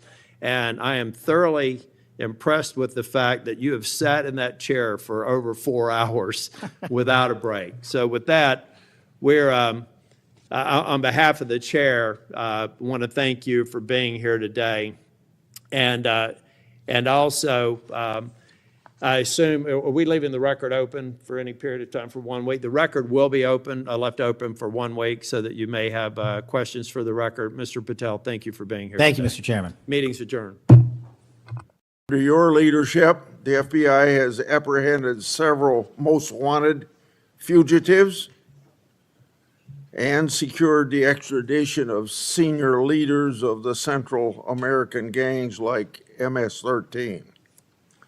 Now, it's well understood that your predecessor left you an FBI infected with politics. I'm going to provide examples of that today, including making public new whistleblower records. At your nomination hearing, I made public records that whistleblowers provide me about Arctic Frost.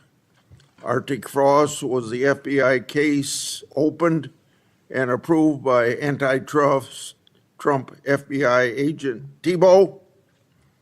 Arctic Frost then became Jack Smith's elector case against then Citizen Trump and now President Trump.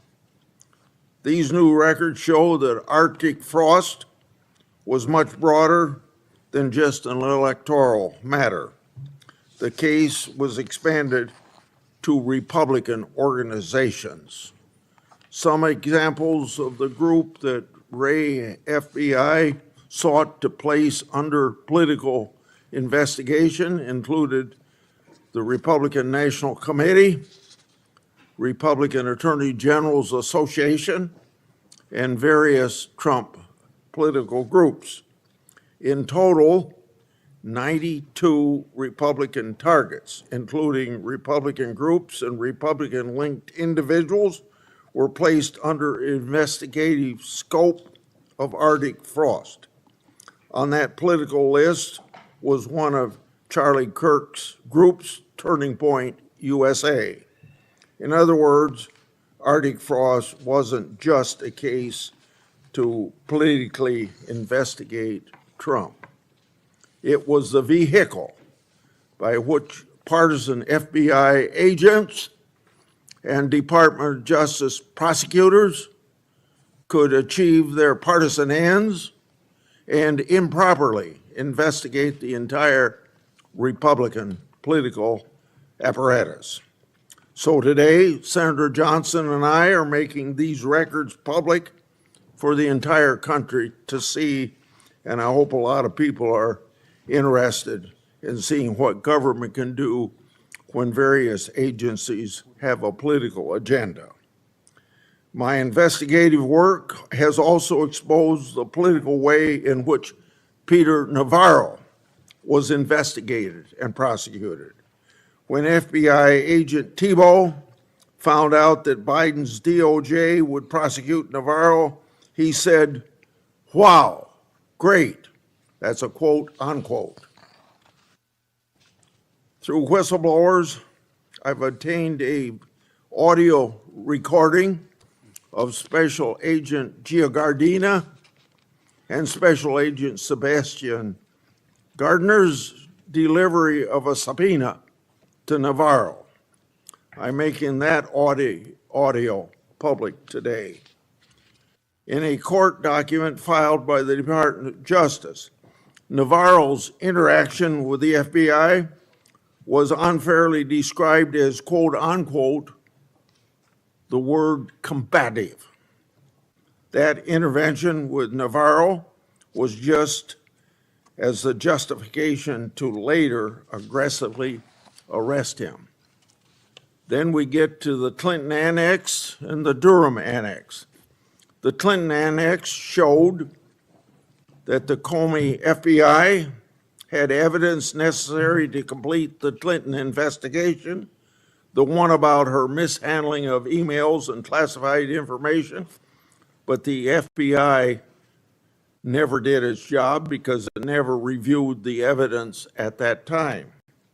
The Durbin Annex showed that the Clinton campaign had a plan to falsely tie Trump to Russia, yet the Comey FBI failed to investigate that information.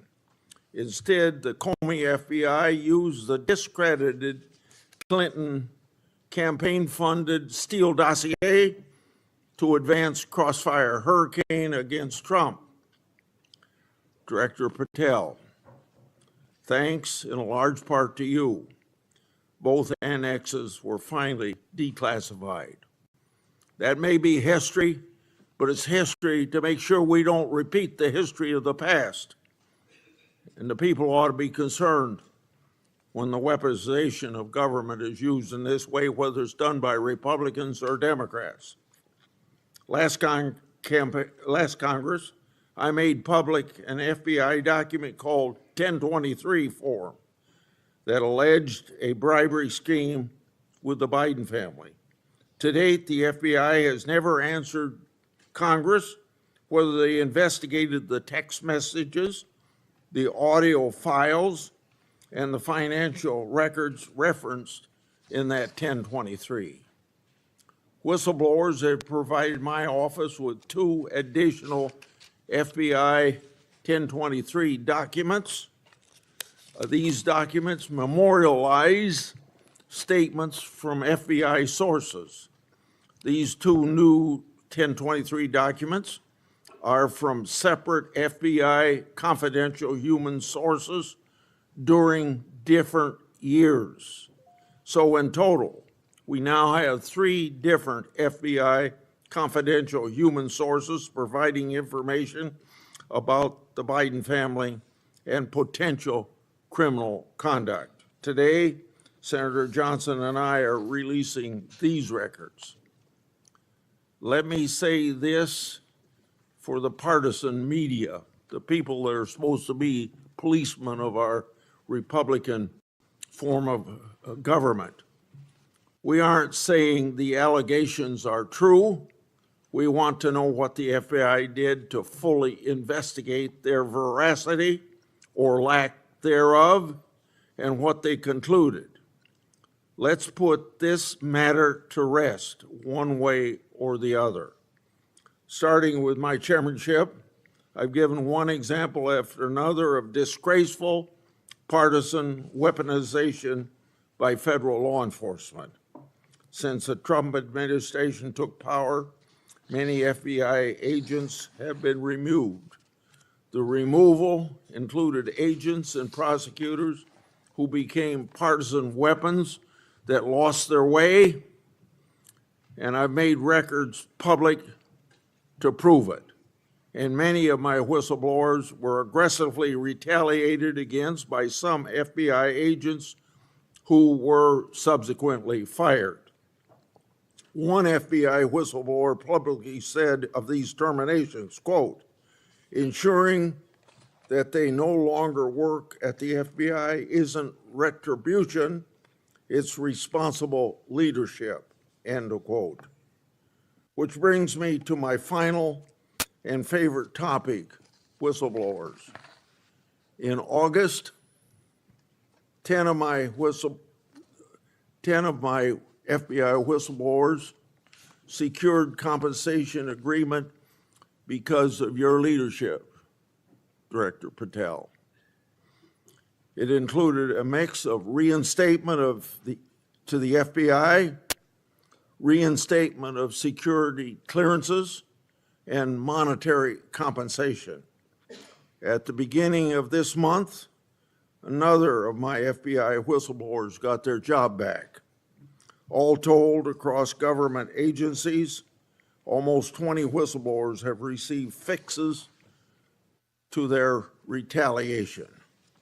Today, you'll get a lot of grief from some members of this committee, but in the short amount of time you've been director, you've corrected whistleblower retaliation, increased transparency more than any other FBI director I've seen, whether that FBI director was appointed by Republicans or Democrats. And I've been around here more than anybody else on this committee. I yield to Senator Durbin.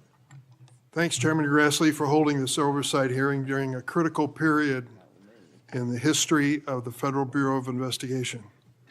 During my 4 years as chair, I held 4 hearings with then FBI Director Wray. As a reminder to Republicans who claim the Biden administration weaponized the FBI, President Biden retained Director Wray, a lifelong Republican who was President Trump's nominee for the office. After his second election, in an unprecedented move, President Trump forced out Director Wray and nominated Kash Patel, arguably the most partisan FBI director ever. Director Patel came to the FBI with a political mission, and he spelled it out in writing in detail. He wrote government gangsters, quote, "The rot at the core of the FBI is not just scandalous, it's an existential threat to our Republican form of government," end quote.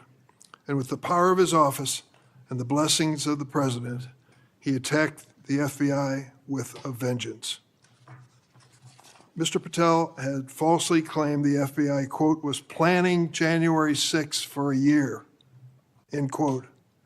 He even went so far as to produce a song by the January 6 rioters who violently assaulted police officers in the Capitol. He compiled an enemies list of public servants he called government gangsters, like former FBI Director Mueller, whom Patel called, quote, "an utter swamp creature." Former Trump officials who served with Mr. Patel warned us he would weaponize the FBI to protect the president's allies and target his critics. And indeed, Director Patel has already inflicted untold damage on the FBI, putting our national security and public safety at risk. Since January 20th, the Trump administration has engaged in an unprecedented purge of FBI officials. As we heard from highly credible whistleblowers, Mr. Patel was involved in directing this purge even before he was confirmed, despite his sworn testimony to this committee. It began with terminations and forced retirements of all 6 nonpartisan career officials who run all 6 branches of the FBI, assistant directors. Since then, at least 18 of the 53 special agents in charge of FBI field offices have been removed, along with many other senior officials. Individual agents have been targeted for termination simply due to the work that they were assigned, such as January 6th investigation. In fact, according to former acting FBI Director Brian Driscoll, in a lawsuit filed last week, Director Patel made this very plain, telling Driscoll personally, quote, that his own job depended on the removal of agents who worked on the cases against the president, end quote. And even though he knew, quote, the nature of summary findings were likely illegal. At the same time, Director Patel has installed MAGA loyalists as political appointees in key career positions. including conspiracy theorist Dan Bongino as FBI Deputy Director, the first time in the history of the FBI that this position has not been held by a career FBI agent. Director Patel has also reportedly initiated loyalty test, requiring dozens of officials to sit for polygraph exams and answer inappropriate questions about whether they've made negative comments about him personally. Of course, as is often the case in the Trump administration, the rules apply to thee, but not to me. As we understand it from highly credible sources, key members of Director Patel's senior executive team and others on the 7th floor had disqualifying alerts on their initial polygraph exams. Well, how did they survive? They survived because of a personal waiver by either the director or the attorney general to remain employed by the Bureau. Understand the context here. Political operatives in key positions, given the routine FBI polygraph exam, failed and had to receive waivers to continue their positions. They were lucky to keep their political appointments. They were. But the 5,000 career civil servants the director has so far forced out of the Bureau's ranks were not offered that same courtesy. 5,000. This mass exodus has created a disastrous brain drain, particularly in the fields of cybersecurity, counterterrorism, and counterintelligence. For example, my office has received information indicating that cuts to the Bureau's cyber division will cut personnel by half, despite the ever-increasing threats posed by adverse foreign actors. The brain drain is exacerbated by Director Patel's misuse of remaining FBI personnel and resources to focus on other priorities of this administration. According to reports, the 25 largest FBI field offices have been ordered to divert 45% of their agents from their primary missions to work on the mass deportation of immigrants. Just as concerning is Director Patel's plan to hire fewer qualified agents by removing the college degree requirement and reducing new agent training at Quantico from 18 weeks to just 8. So we have a brain drain and a significant watering down of training. Quite a record, Mr. Patel. Has recently fired special agents and others have warned, fast-tracking inexperienced and improperly trained people into critical national security jeopardizes the Bureau's ability to effectively protect America. Director Patel himself had no training or life experience for this position. The result of that incompetence is staggering.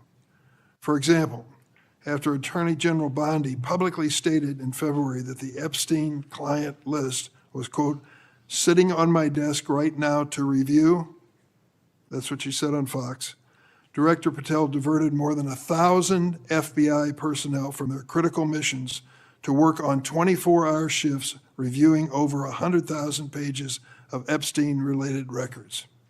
These personnel were instructed to flag any records in which President Trump was named. But that review ended in an unsigned memorandum from DOJ and FBI stating simply, there is no incriminating client list, close quote. Director Patel still has not responded to my letter from 2 months ago asking about his role in this cover-up. On the day of the horrific shooting of Charlie Kirk at Utah Valley University, Director Patel again sparked mass confusion by incorrectly claiming on social media that the shooter was in custody, which he then had to walk back with another social media post.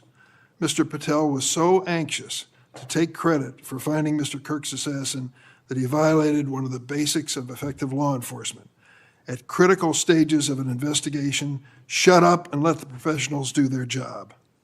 Notably, Director Patel recently forced out Special Agent in charge of Salt Lake City, Mayim Saeed, a counterterrorism expert with 20 years' experience, who would have led this high-profile investigation. The men and women who serve at the FBI and the American people deserve a director who has the ability and the character to restore the Bureau to its place as the preeminent law enforcement agency. I want to close on a personal note.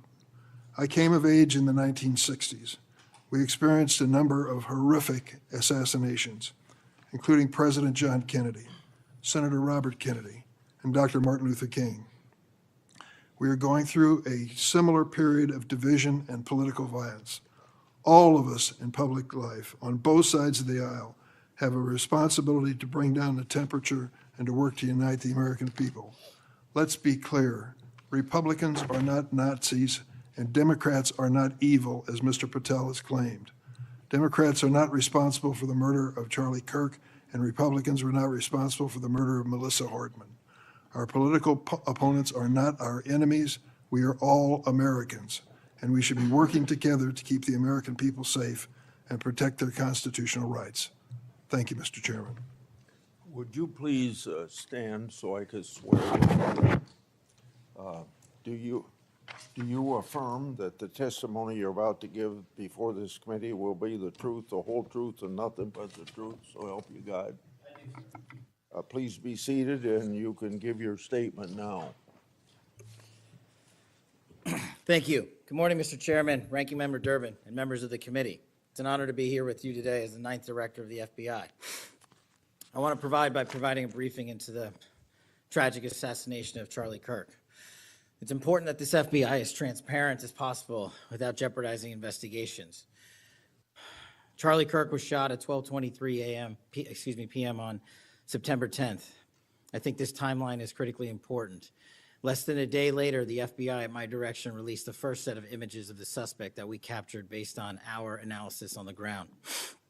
Later that evening, while conducting extensive interviews and cell phone analysis, and also flying out evidence response teams and hostage rescue teams and evidence tacticians who were collecting evidence in live time and flying them back to Washington, D.C. in our laboratories for immediate analyses, we were able to extract video from the campus feed, and at my direction at 8 p.m., in partnership and promise to working with the public to bring this fugitive to justice, we released a newly, never before seen video of the suspect.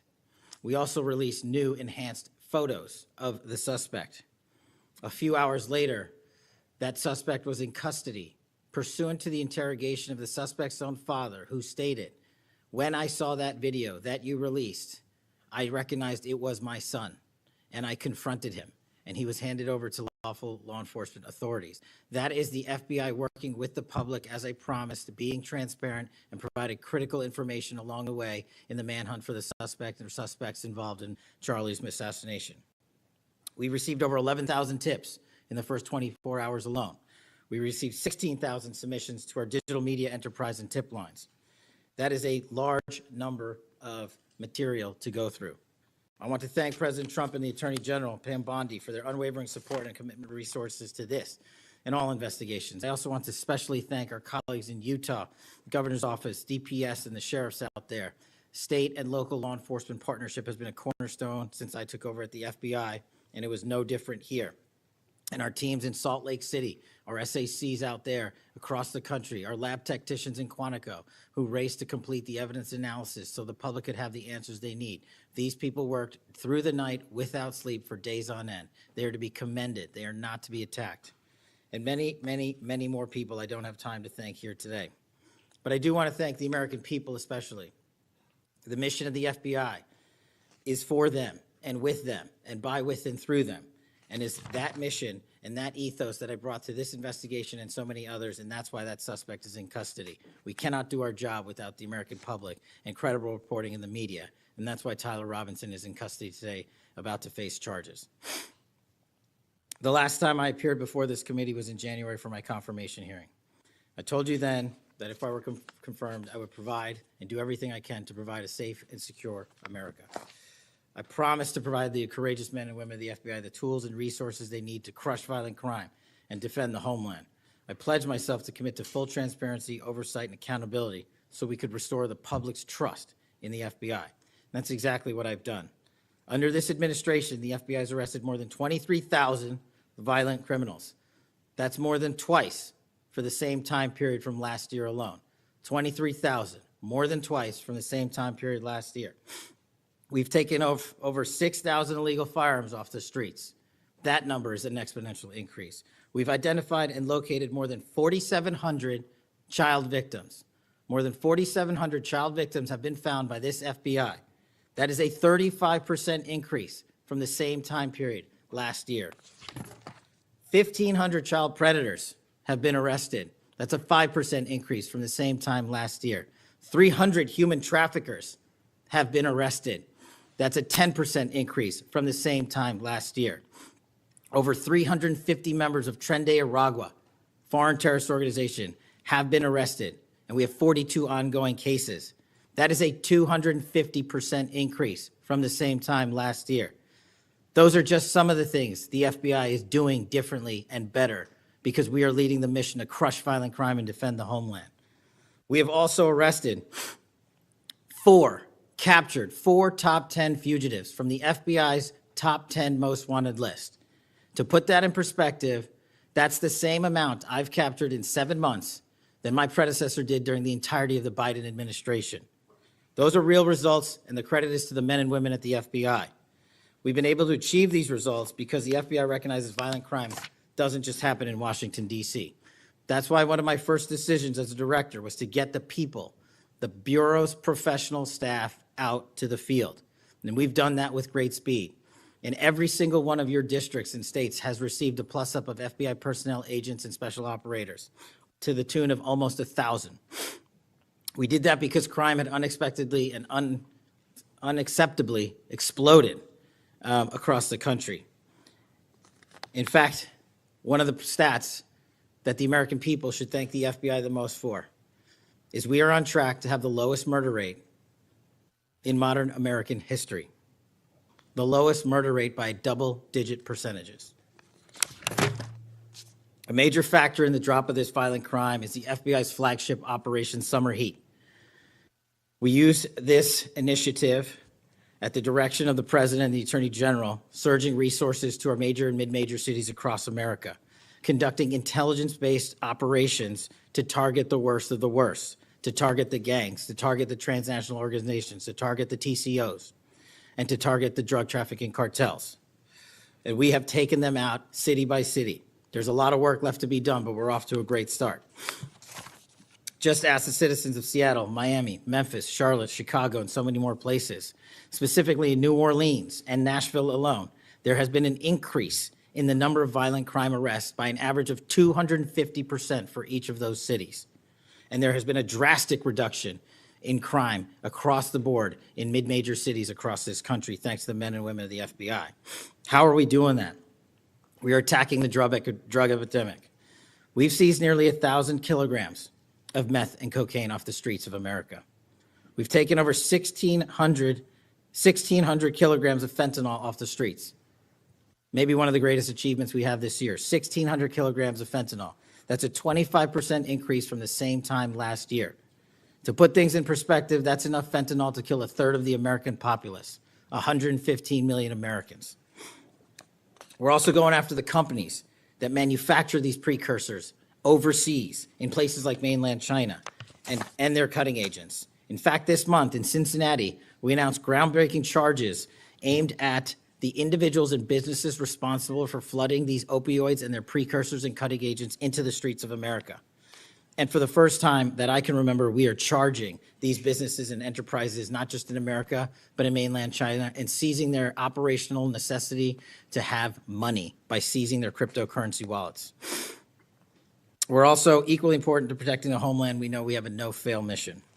We're committed to keeping our nation safe from terrorism, cyber attacks, and foreign adversaries. Whether stopping threats inspired by foreign terrorist organizations or lone wolf actors or sponsored by hostile nation states. This year, we've already made nearly 60 counterintelligence arrests. 60 counterintelligence arrests this year alone is a 30% increase from the same time period last year for the CI work at the FBI. I'm proud when we can share our successes, such as when an espionage charge was brought against an active duty U.S. Navy sailor caught spying for the People's Republic of China. But I want the American people to know the FBI is protecting the homeland from foreign adversaries in a way that will never make the news, and a lot of the good work that they do will never be able to discuss in this setting. We're working on cyber threats. We're attacking malware infrastructure, going after ransomware attackers, delivering a new partnership with the private public sector engagements we've taken with the companies who are attacked by these foreign adversaries and nation-state actors and individual enterprise rings from around the world. We are adding Salt Typhoon, Vault Typhoon, Flax Typhoon, and so many other ransomware and cyber threats this nation faces. We're also arresting people such as Tajik National in Brooklyn, who is suspected of sending tens of thousands of dollars to support ISIS. We're going after the new form of what I refer to as modern-day terrorism in America, 764 crimes that involve harming our children by going after them online, causing self-mutilation, suicide, sexual abuse, and steering them in the wrong direction. Currently, we have 3,500 international terrorism investigations. Specifically, we have in this country 1,700 domestic terrorism investigations, a large chunk of which are nihilistic violent extremism, NVE. Those who engage in violent acts motivated by a deep hatred of society, whatever that justification they seem is. The FBI has seen a 300% increase in cases opened this year alone versus the same time last year. In the last couple of months, the FBI secured a guilty plea for a man in Tennessee who attacked an energy facility with drones and explosives. We secured the indictment of a violent Sinaloa cartel faction leader in Chicago on narco-terrorism charges. Our folks in Sacramento collaborated with domestic and international partners to secure a guilty plea for a leader of a transnational terrorist organization who solicited the murder of federal officials. But the Bureau's job is not done. I'm committed to this transparency. Mr. Chairman, you alluded to our work with Congress. To date, in the 7 months that I've been FBI director, we have produced 33,000 pages to the United States Congress, 33,000 pages. Just to put that in perspective, my predecessor in his 7-year term issued 13,000 pages to Congress, and his predecessor in his 4-year term issued 3,000 pages to Congress. I've issued 33,000 pages in 7 months, and we're going to keep going. I'm dedicated to restoring the trust that the public has and needs in the integrity at the FBI, and it's being done every day by the men and women of the FBI. Now, I know that there's a lot of talk about Epstein, and I'm here to testify that the original sin in the Epstein case was the way it was initially brought by Mr. Acosta back in 2006. The original case involved a very limited search warrant or set of search warrants and didn't take as much investigatory material it should have seized. If I were the FBI director then, it wouldn't have happened. The search warrants were limited to small time periods to include 2002 to 2005 and 1997 to 2001. Mr. Acosta allowed Epstein to enter in 2008 to a plea and non-prosecution agreement, which then the courts issued mandates and protective orders legally prohibiting anyone from ever seeing that material ever again without the permission of the court.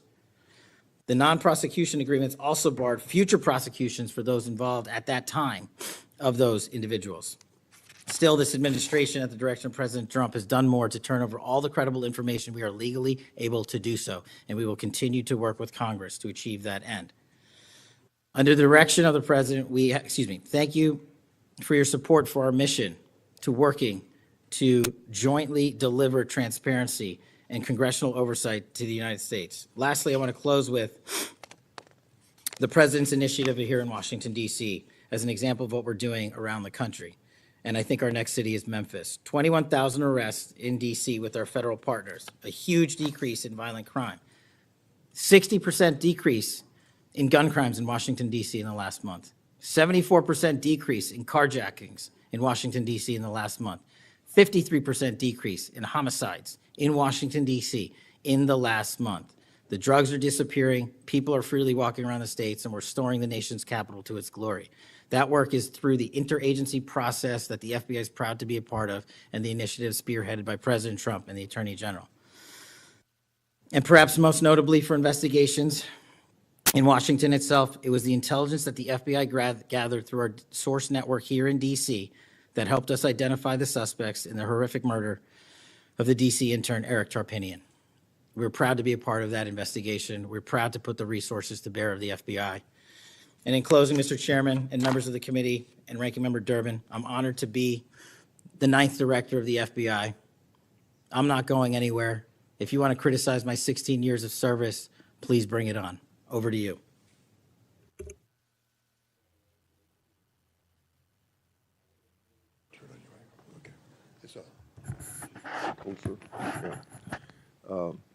I've observed when whether it's Republican or Democrats want a yes or no answer, that the witness and the senators talking over each other, So I thought what I'd do this time, rather than have that happen, if there's something you don't get a chance to answer because of the demeanor of a Republican or Democrat senator, before we, when we get done with that questioner, I'd give you a chance to fill in if there's something you didn't get a chance to say.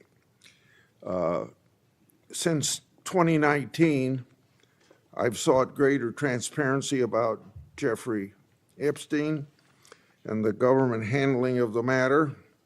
I've continued to investigate during this Congress. Director Patel, was Jeffrey Epstein an intelligence asset for the United States government or the foreign government? And if so, which agencies or governments? Mr. Chairman, I can only speak to the FBI as the director of the FBI, and Mr. Epstein was not a source for the FBI. Okay. Would you commit to providing my office with all classified, non-classified records relating to the Epstein matter? I will commit to providing all records I'm legally permitted to do so under the court orders.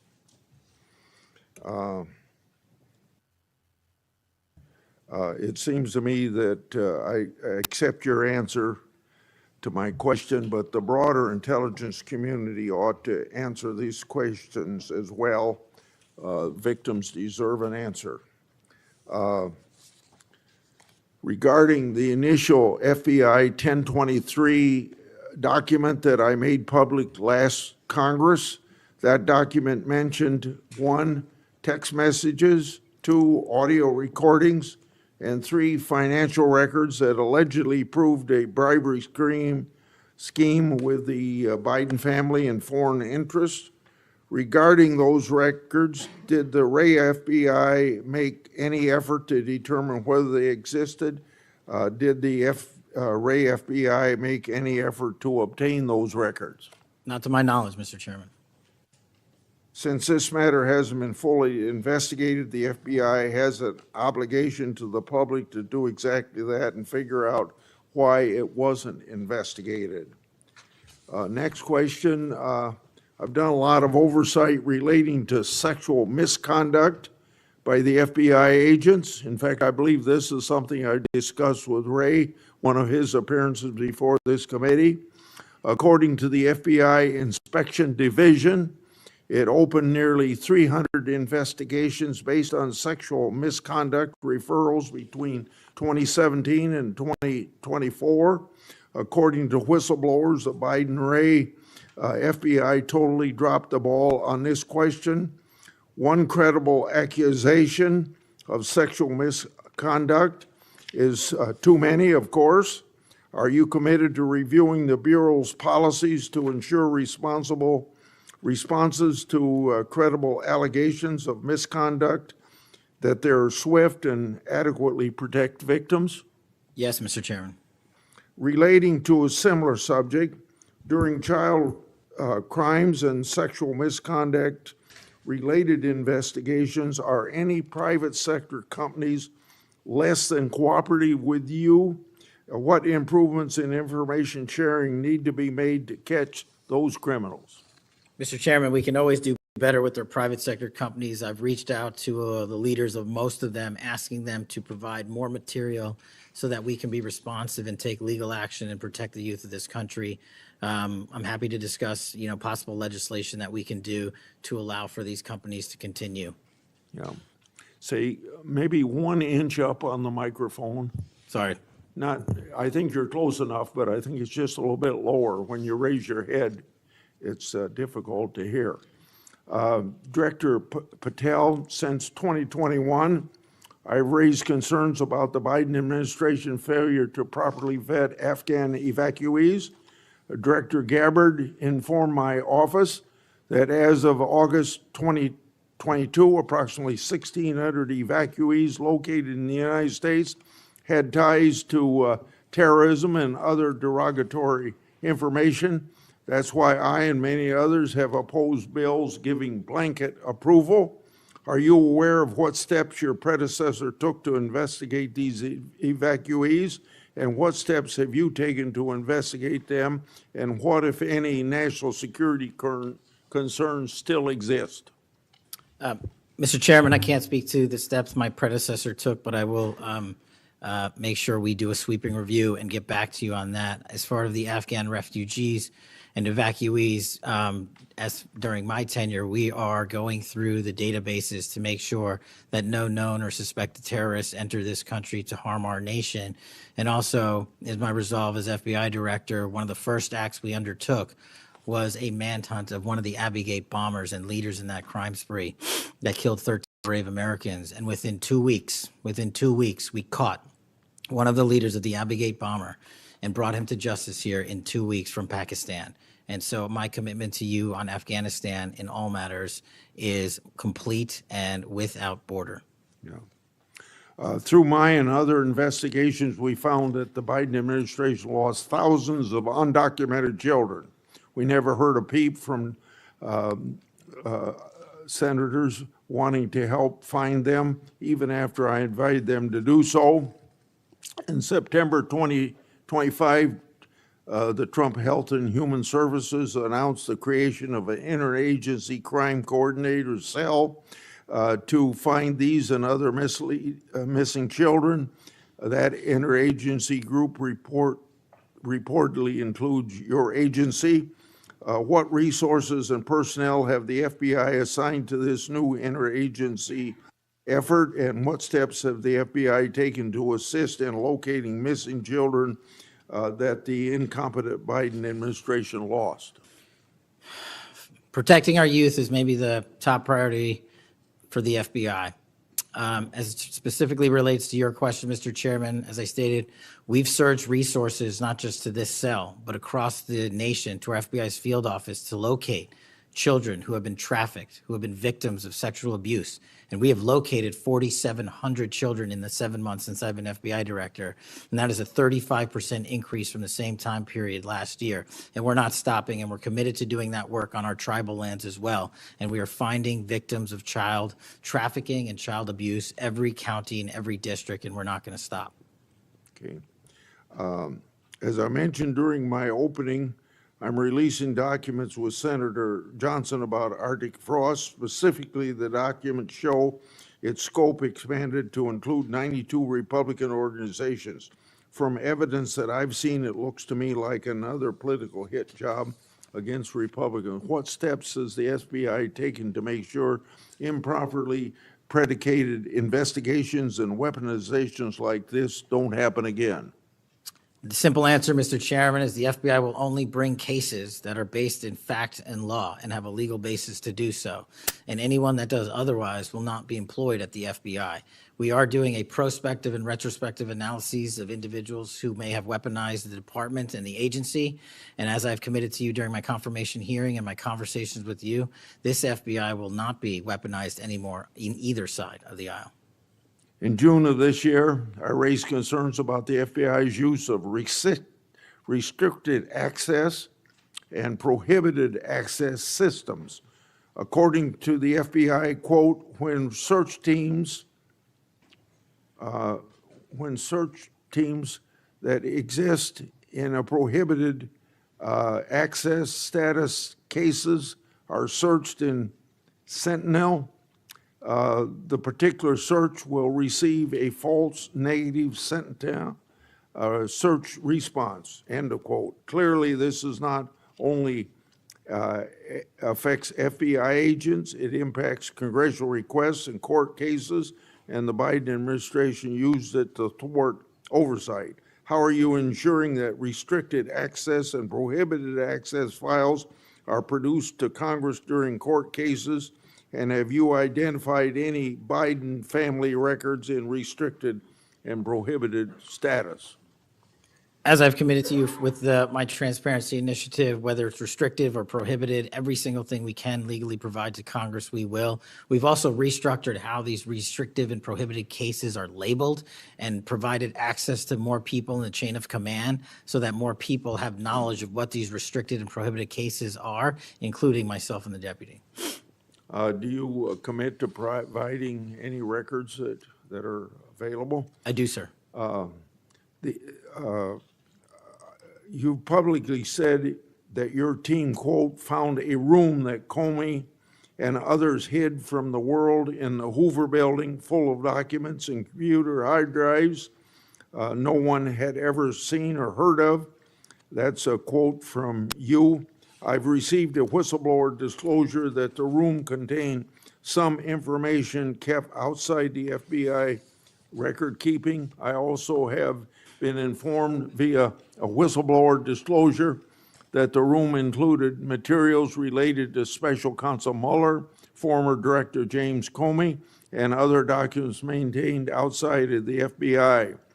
Has the FBI now reviewed and analyzed those records? Has the FBI properly recorded the documents? And these records are clearly responsive to my, as well as my colleagues' congressional requests. What steps have you taken to ensure all responsive records are produced to Congress? That has to be my last question. What's supposed to happen is leadership at the FBI is supposed to, pursuant to the Records Act, correctly store these records at our Information Management Division, IMD.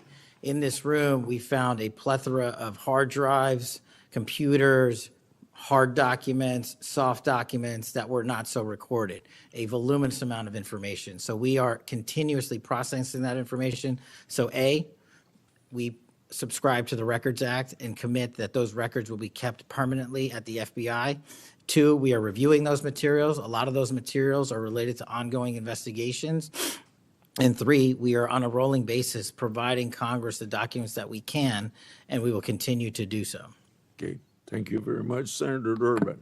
Thank you, Mr. Chairman. Director Patel, in addition to the extensive purge of nonpartisan career FBI official reports indicate that dozens of remaining officials have been subjected to polygraph exams to test their loyalty. My understanding is that approximately 40 officials have been asked to sit for a polygraph during your administration, and several have been asked whether they have ever made negative comments about you. Director Patel, FBI agents pledge their loyalty to the Constitution of the United States, not you personally. What is the basis for requiring polygraph exams of your workforce and asking them if they've made negative comments about you? I don't know what reports you're referring to, Ranking Member, and I reject any reporting that has false information in it, so I'm not going to respond to that. As far as polygraphs go, generally they are always and always have been utilized at the FBI to track down those that leak sensitive information and have unauthorized disclosures to the media, and we will continue to use them to ensure the integrity of the FBI. Did any individual on your senior executive team, the director's advisory team, or who serve in the positions on the 7th floor receive disqualifying alerts on their polygraphs? Senator, I'm not going to get into the personnel discussions that were had on a polygraph. Those are private discussions, and many of them relate to ongoing investigations. Did you or Attorney General Bondi provide any individual with a waiver so they could remain employed after they received disqualifying alerts on their polygraphs? I'll have to get back to you. You don't remember that? No, sir. My priority is protecting the American public, not getting into the weeds of polygraphs. And to have a decent memory when you come before a committee.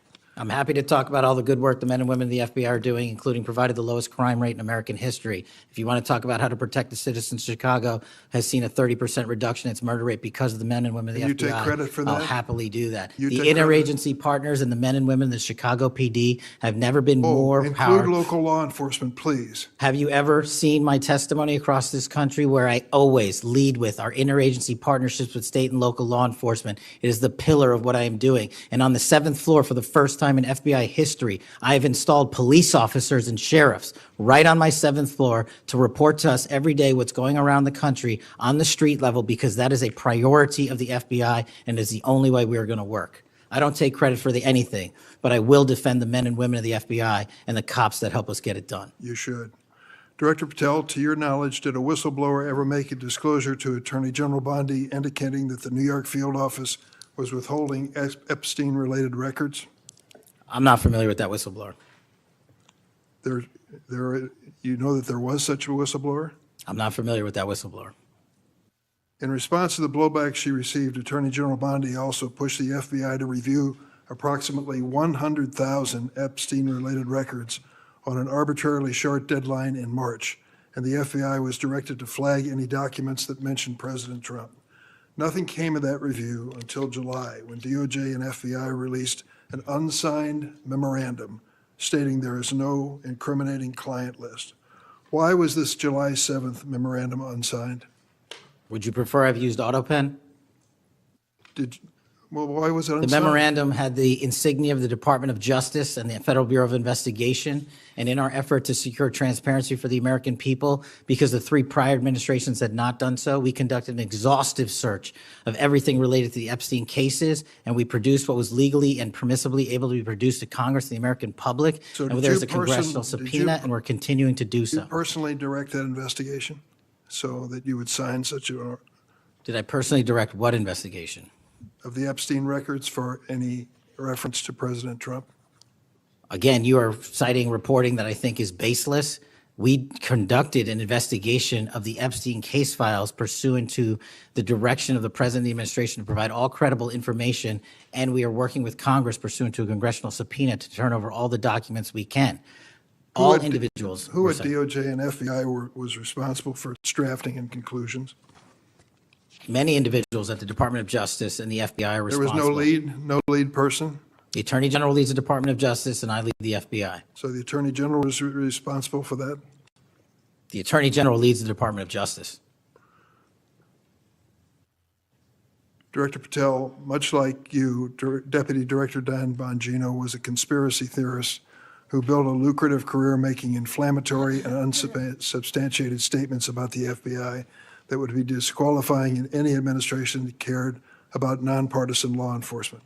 For instance, Mr. Bongino called the placement of pipe bombs outside the DNC and RNC headquarters on January 6, quote, an inside job, and went on to say this was a setup.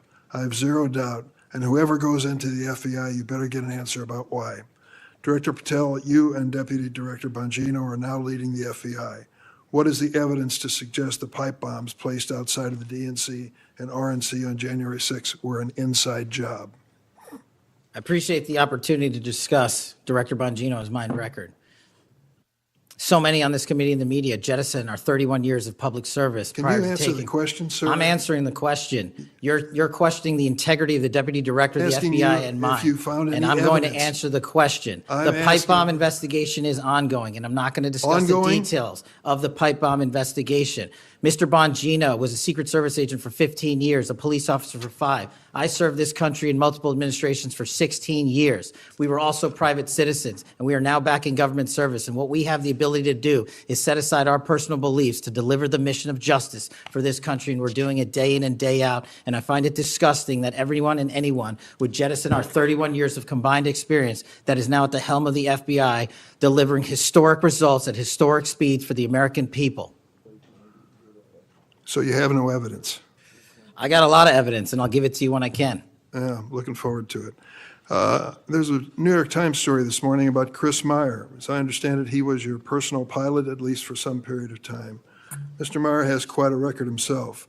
Flew over 350 hours as an Air Force pilot on 3 aircraft types in Afghanistan.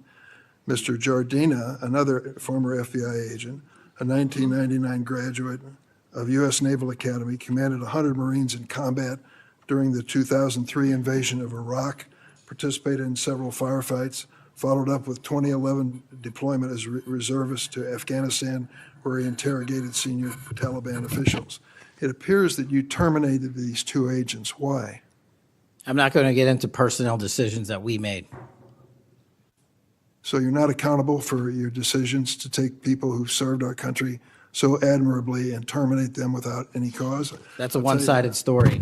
Anyone that has Well, been then, terminated from so the tell FBI, your- generally tell your speaking, side of the story. failed to meet the needs of the FBI and uphold their constitutional duties. And you providing a one-sided story from your perch is absolutely disgraceful, because the men and women of the FBI deserve better. And your attack on the current leadership of the men and women of the FBI is equally disgraceful, because now you're attacking the leaders that are our brave SACs in the Let me tell you field what's who are disgraceful. doing the job that this Disgraceful. country needs. It's And we disgraceful. will continue to do it. Excuse me, it's disgraceful when Mr. Meyer and Mr. Jardina, who served our country so well, are terminated apparently because of the rants of a broadcaster.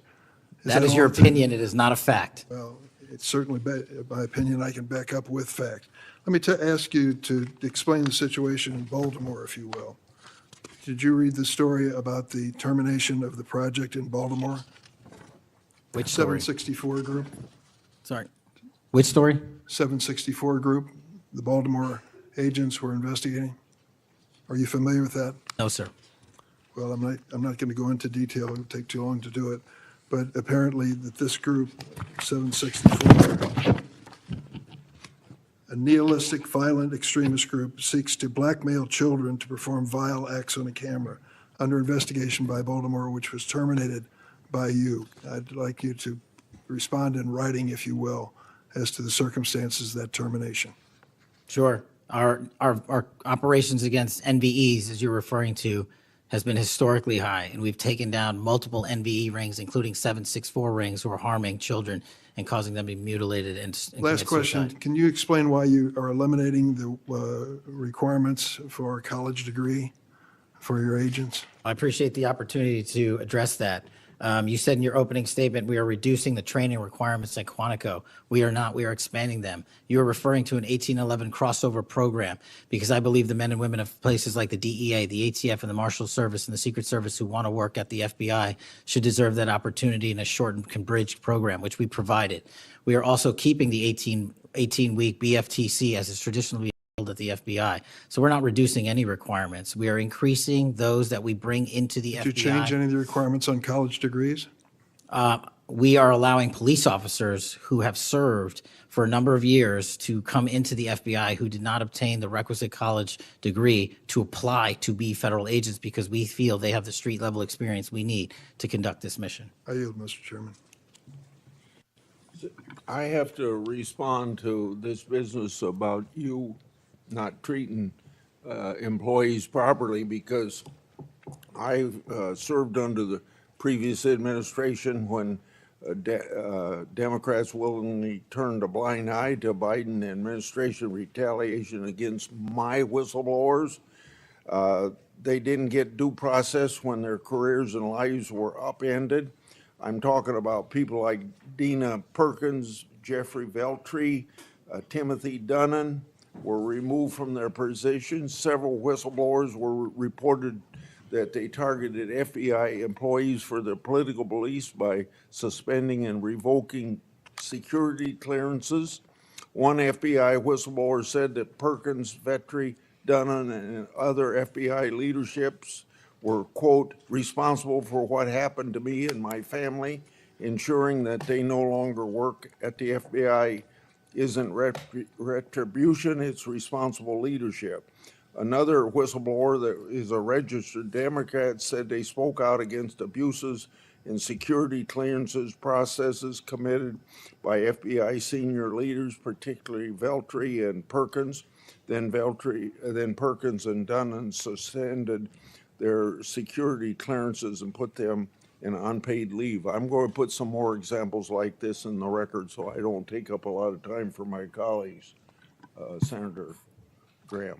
Thanks, Senator Graham. Welcome to the committee. The numbers sort of speak for themselves. You've done a lot in a small period of time. So all those folks out there making this happen, thank them for me.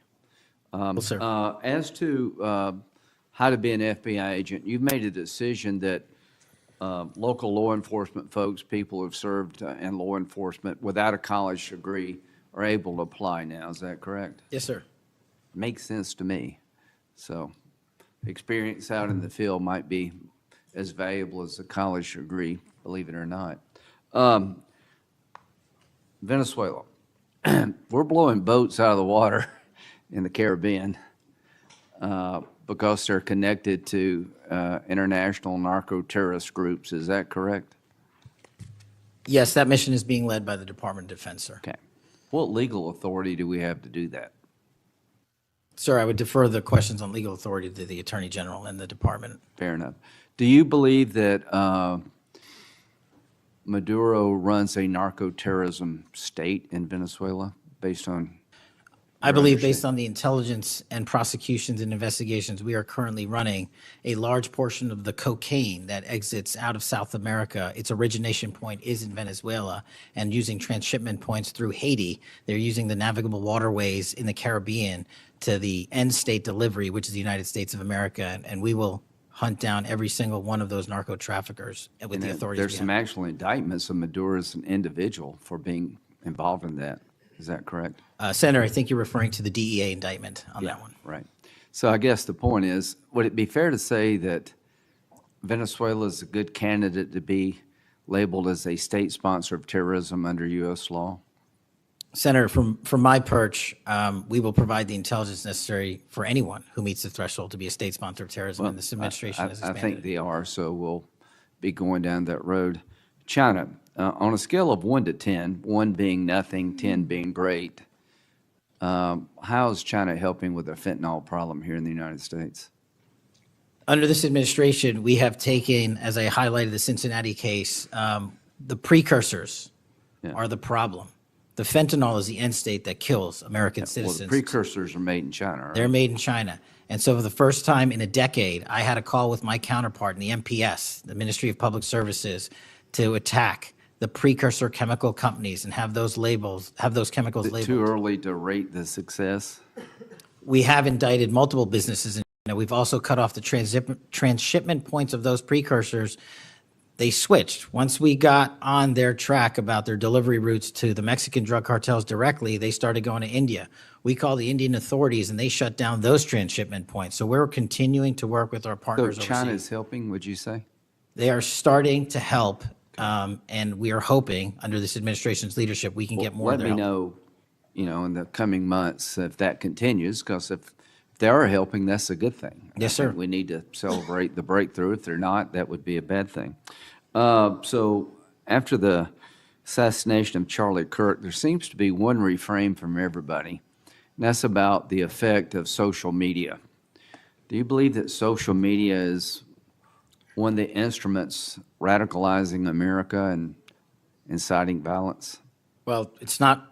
My belief is based on the data, and the data shows that social media is wildly out of control when it comes to You're radicalizing. dead right. So what did you just say? This guy's the FBI director. He says that social media is wildly out of control. Now, free speech, we all agree with that, but you can't yell fire in the theater, right? Yes, sir. Free speech doesn't allow you to go online and groom a child for sexual.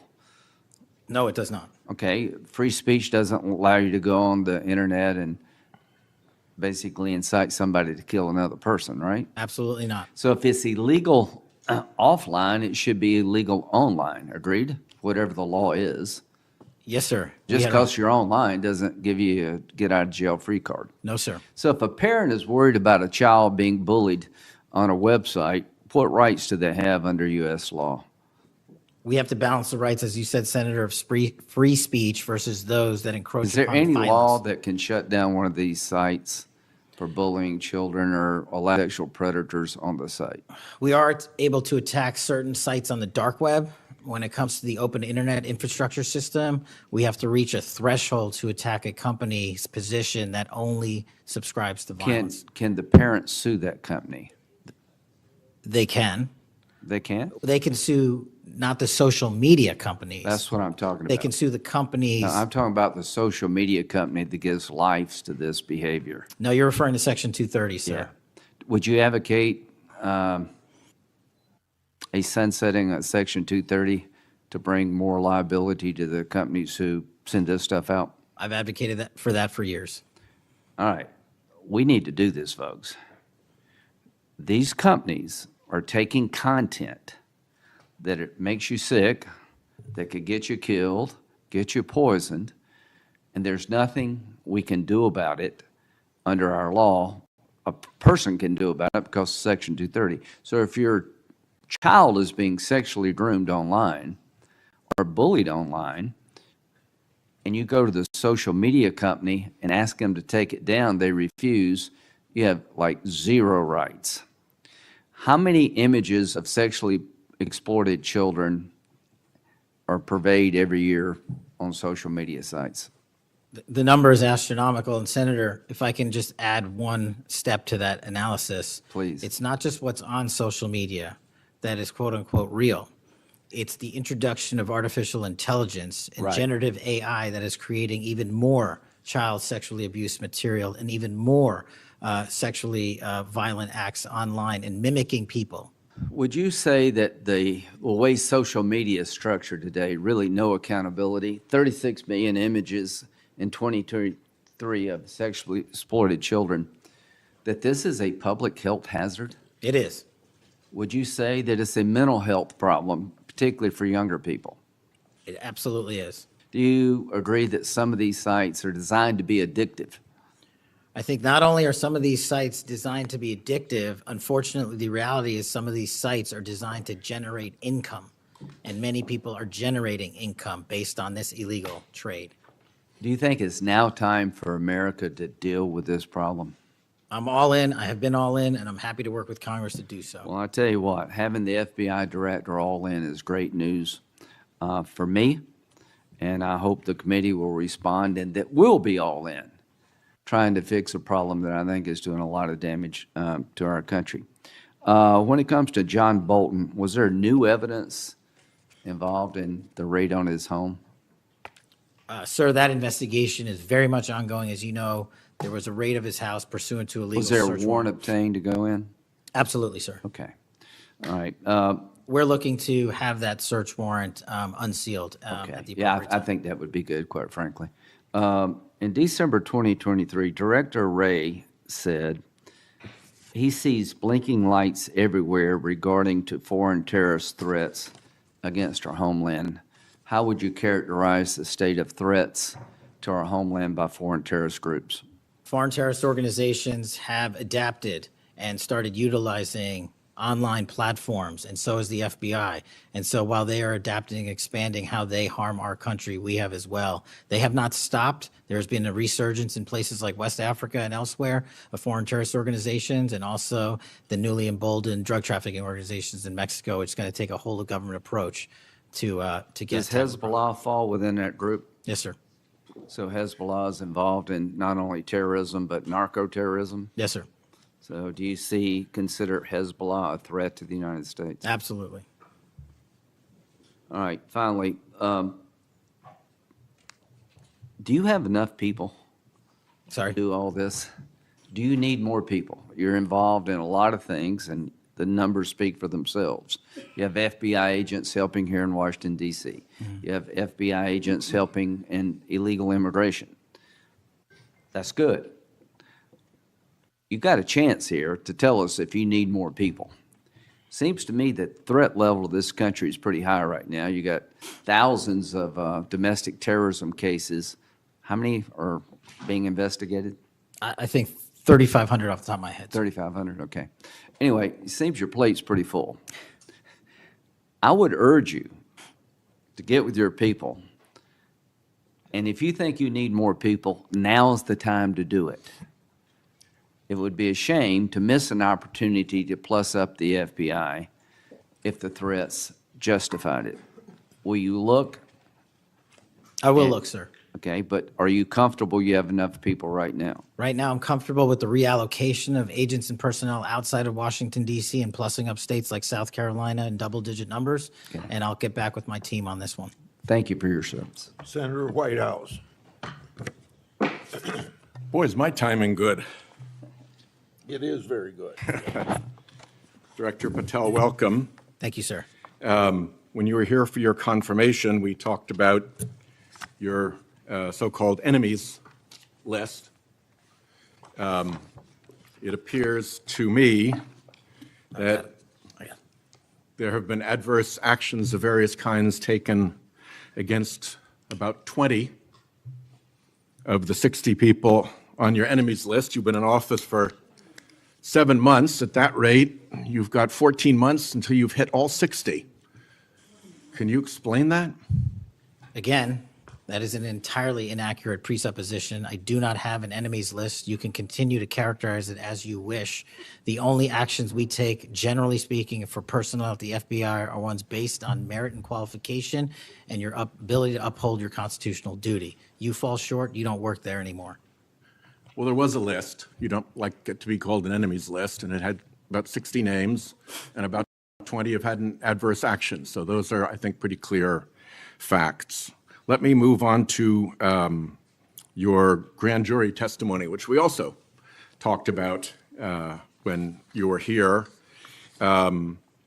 I think you indicated that you understood that a witness in the grand jury is free to discuss afterwards whatever they told the grand jury. And you then went on to suggest, saying, I can't go into court orders granted by the DC District Chief Judge, and you want me to violate a court order. In those remarks, you fairly plainly suggested that there was a court order of some kind that somehow restricted or limited your ability to discuss your own testimony to that grand jury. Since then, that chief judge that you mentioned, Judge Boasberg, has written, and I'm quoting him here, Federal Rule of Criminal Procedure 6E allows witnesses like Patel to divulge the contents of their testimony, meaning that nothing was preventing him from doing so before the committee. Can we confirm here today that there is no court order of any kind that limits your ability as a witness before the grand jury to discuss your own testimony to that grand jury? We can confirm that pursuant to my action, that that grand jury testimony has been released, the transcript.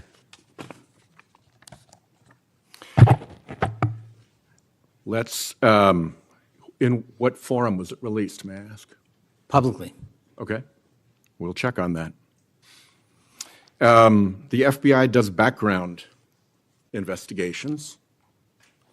In the case of a U.S. attorney, Jeanine Pirro, it has come to light that in a civil proceeding, that Fox News executives, prior to her confirmation, called her, I'm quoting here, a reckless maniac who makes, quote, insane comments, and said, I don't trust her to be responsible, and noted her penchant for what they called random conspiracy theories on weird internet sites. My question to you is, did that turn up in her background investigation? For any background investigation, Senator, we do not discuss those publicly. And for every background investigation, when there's an adjudication, it is not made by me. It is made by the career professionals who run the inspection division and background check system. Do you know if that information was found? You see, we're an oversight body here, and there are really three possibilities here. One is that the FBI background investigation didn't find that stuff. That's worth noting because these investigations, full field background investigations, are supposed to find that stuff. That's possibility one. Possibility two is that the FBI did in fact find that information and then did not report it to the administration or to the committee. And the third is that you found it, you reported it to the administration, and they went ahead with her nomination knowing that she had been described as a reckless maniac who made insane comments, who wasn't trusted by colleagues to be responsible, and who had a penchant for random conspiracy theories on weird internet sites. Are you saying that this committee does not have any authority or reason to look into which of those things is true? This committee can look into anything it wishes. I'm telling you that the background investigations that are done by the HRD division are done by career individuals. They do not report the details of those to me. They adjudicate those independently and individually. That's how it's always been done. What happened to during the pause of FBI background investigations that was alleged in the complaint against you and the FBI by the FBI agents who were terminated? On February 12th, Emil Bovee directed the FBI, quote, to pause any FBI background investigations of Trump nominees until Patel was confirmed, which happened on February 20th, is the general description of what they alleged. Why do you know were background investigations paused? Was it so material like this could be scrubbed out of them? And have they been resumed without that pause fully and normally after your arrival on February 20th? I can speak to the time period since I got there. Background investigations have been ongoing across the board at the FBI. Why was the pause, do you know? I was not there. Wasn't explained to you when you got there? Oh, by the way, boss, they've had an 8-day pause on background investigations. You think that would be something that would be explained to you at some point? Again, I leave it to the men and women at the HRD division to run background investigations. I do not interfere with them. I get that. But what I don't get is whether you were told about that pause, and why would you not be told about that pause? I don't recall that, sir. All right. The allegation also relates that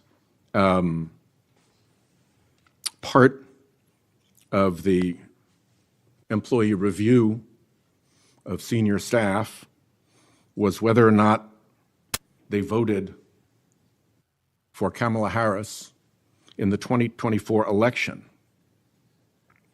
Since when is who you voted for a proper question for agents to be asked? I don't know what allegation you're referring to, Senator. If it's from an ongoing matter in litigation, I can't discuss that. But what I can discuss is I can only speak to the FBI's background investigations. There are other background investigations conducted across the government. I can only speak to So mine. just to clarify, I'm not talking about the FBI full field background investigations. I'm talking about internal employee reviews for promotion, for termination, for job actions of various kinds.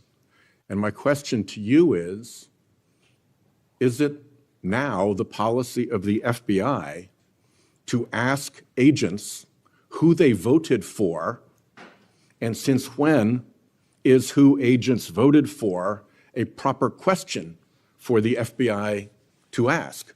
Taking those in reverse order, it's not a proper question, and it's improper to allege that I'm doing that.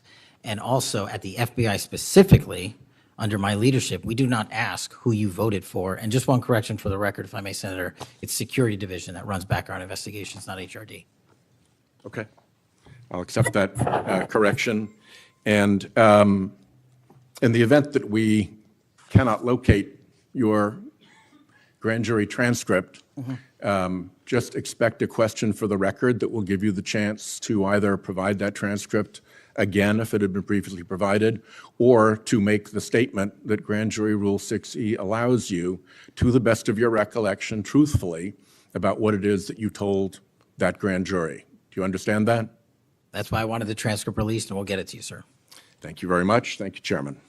I think I want to take an opportunity when we hear about your political weaponization to remind my Democratic colleagues that what's happened the last decade, federal law enforcement, intelligence community, even when Trump was president, has thrown everything at him. They've even gone after his associates and Republican Party organizations. One investigation after another, one prosecution after another. I use examples you've heard me already say today, Crossfire Hurricane and Arctic Frost. These were all built on defective foundations of political bias. And then we released the Clinton Index and the Durham Index and the FBI's failures to investigate. So I've been acquainted with this because I've been trying to get to the bottom of it, and we had to get a new FBI director to get all this information, Senator Cornyn. Director Patel, welcome.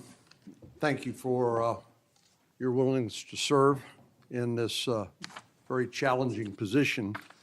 How many people work for the FBI today? Approximately 36,500, give or take. I've always wondered whether an organization that big and that diffused all across the nation was actually capable of being managed. Have you experienced any surprises in terms of as the director, in terms of your management of the organization? In my experience, Senator, the leaders in the field are supposed to lead. So we have empowered and we've changed the structural operation of the FBI to empower SACs in the 56 field office, 55, 56 come 1 October, to lead the mission. We've also empowered the respective assistant directors and operational directors to lead the mission. That is how you manage 36,500, 37,000 people. No one or two people can do it. And that's been the transition, is the power structure is being pushed out to the field operations. It sounds like a very practical way to approach it. And how is morale? Morale, when I travel around the country, in my experience, has never been higher. The FBI and the police officers that we work hand in glove with across this country are excited to do the work. And the stats that I'm citing are no achievement of mine. The stats that I'm citing in the 7 months that I've been there, such as a 42% increase in cyber arrests alone this year, is because the men and women at the FBI have been empowered in the field. They want to do the work. They're getting the opportunity to do the work. And with our great partners in the respective states like Texas, and where we just returned a top 10 most wanted fugitive in Cindy Singh, are getting the ability to make those prosecutions a reality. By the way, Senator Durbin was asking about polygraphs. Aren't polygraphs a standard part of the standard test given to people with security clearances across the intelligence community? They are. As a condition to maintaining your security clearance? I believe they are. Speaking of intelligence, one of the things that I've wondered about over time is, the FBI is a premier law enforcement agency in the nation, but you also have other important responsibilities in counterintelligence. And there's been different debates or people wondering whether, including me, whether that's an appropriate role for the FBI to play. And I guess the most challenging part of that is, if it's not at the FBI, where would it go? But can you, given your background, I know, as working on the HPSI and your intelligence background, can you talk a little bit about what you think about the counterintelligence role of the FBI agents and how that's working, whether you think it's performing the way it should, or whether there are other changes or reforms need to be made in order to improve its functioning? As you know, the threats from our adversary nations are just proliferating every day. So what do you think? The espionage activities of our adversaries have never been so high, and I think the counterintelligence mission is properly housed within the FBI because we've been vested with those authorities for Congress, and I believe that mission set is working. And if I can, sir, since January 20th of this year, the FBI has made 55 arrests on the counterintelligence mission alone. That's a 30% increase in CI arrests from the same time year-to-date last year. We've arrested 33% increase in PRC counterintelligence arrests, an 83% increase in Russia counterintelligence arrests from the same time last year, then a 60% increase on Iran counterintelligence arrests from the same time period last year. So we are already on total exceeding the entirety of the number of arrests from the previous year on counterintelligence matters across the board. And in my opinion, the FBI is the only agency that can do it. Now, we work with the interagency to do it, and we need them, but we have the mission set. Thank you. You know, sometimes I wonder whether we sort of repeat the way we do things because we've always done it that way. And I'm getting up to building up to this issue of the narco trafficking and what President Trump has ordered the Defense Department to do in terms of to take out some of these transnational criminal organizations that are importing poison into the United States and responsible for killing tens of thousands of Americans, maybe hundreds of thousands of Americans over time. Do you think a law enforcement model for dealing with these narco traffickers is adequate to deal with the threat? Or do you think we need to start thinking about this in maybe new and different ways? Obviously, we're not engaged in a war per se, although it is a war metaphorically. And the law enforcement model seems to being not working from the standpoint of dealing with the volume of the threat and the magnitude of the threat. Do you think we need to start thinking about how do we deal within constitutional legal parameters to deal with this problem in a different way to be more effective in protecting the American people? Absolutely. And the way to analogize this and why I've advocated for the designation, and I'm thankful that the Trump administration has designated these cartels and narco traffickers as foreign terrorist organizations, is because we must treat them like the foreign terrorist organizations post 9/11. We must treat them like the Al-Qaedas of the world because that's how we're operating. And just treating them with law enforcement capabilities alone was wholly insufficient to wipe out the targets in their entirety. They always had the next man up philosophy. If you take out the leader, they got 10 guys behind him. But in order to eliminate, and that's the key, eliminate the drug trade, and eliminate the pouring into this country of narcotics, we have to use our authorities at the Department of War and the intelligence community to go after the threat like we did terrorists when we were manhunting them. And now we have that ability, and we're seeing that in live time, whether it's on the strike on the boat or going down into Mexico and working with our Mexican authorities with these intelligence assets to say we've located not just the person in charge, the cadre in charge, but the entire network, and we are now able to dismantle that entire network. It's going to take time. The manhunt after 9/11 took some years, and this is going to be a years-long mission. Well, I'm glad you mentioned the counterterrorism mission because we've had a lot of experience, the U.S. government writ large, with dealing with terrorism in the Middle East and elsewhere. And obviously, some of our friends and allies, like Mexico, for example, are very sensitive about sovereignty and being able to control what happens on their territory. But yet we're beginning to see more and more cooperation, as you point out, in that regard. And so in your opinion, has the counterterrorism model, have the lessons learned by the U.S. government writ large, are they being aggressively applied? Are there other things we need to do to make sure that those skills, those lessons learned are applied more broadly to the threat of narco trafficking? I can only speak to the FBI. We are applying all of them to our the CT mission set to the CN mission set, and we're using the new authorities given to our intelligence community partners in the Department of War to combine these collective efforts and in a new way, meeting together and creating an interagency process that gets after the threat dynamic. And whether that's a kill operation, a capture operation, a surrender operation, or a host nation takedown, like we did with the counterterrorism mission sets in Afghanistan, in Iraq, and Pakistan, and elsewhere, we are applying that to the drug traffickers in Mexico and Venezuela and Colombia. Thank you very much.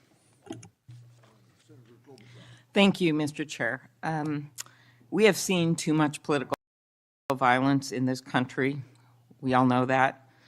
Just last week, Director, your friend Charlie Kirk was gunned down on a college campus. I'm sorry for your loss. In Minnesota, only 2 months ago, a madman took the life of my friends, Melissa and Mark Hortman, shot Senator John Hoffman and his wife Yvette a combined 17 times.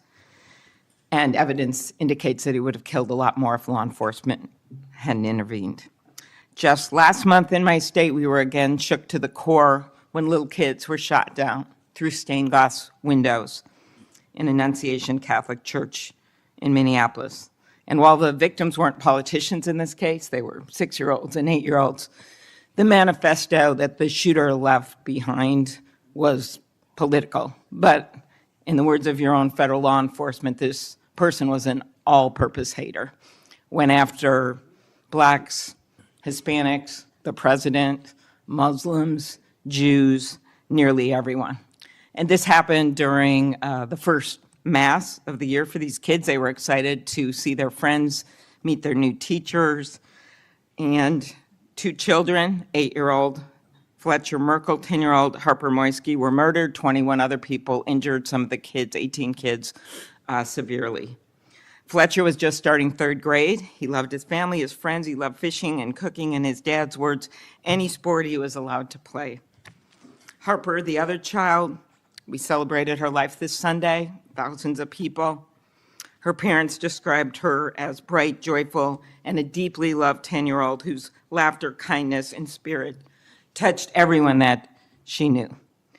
We've heard the words of young children who were saved because 12-year-olds laid on top of them, or a kid with disabilities who was paralyzed, whose teacher pulled him out of the wheelchair, threw him under the pew, and laid on top of him. We do thank the local FBI director and the local U.S. Attorney's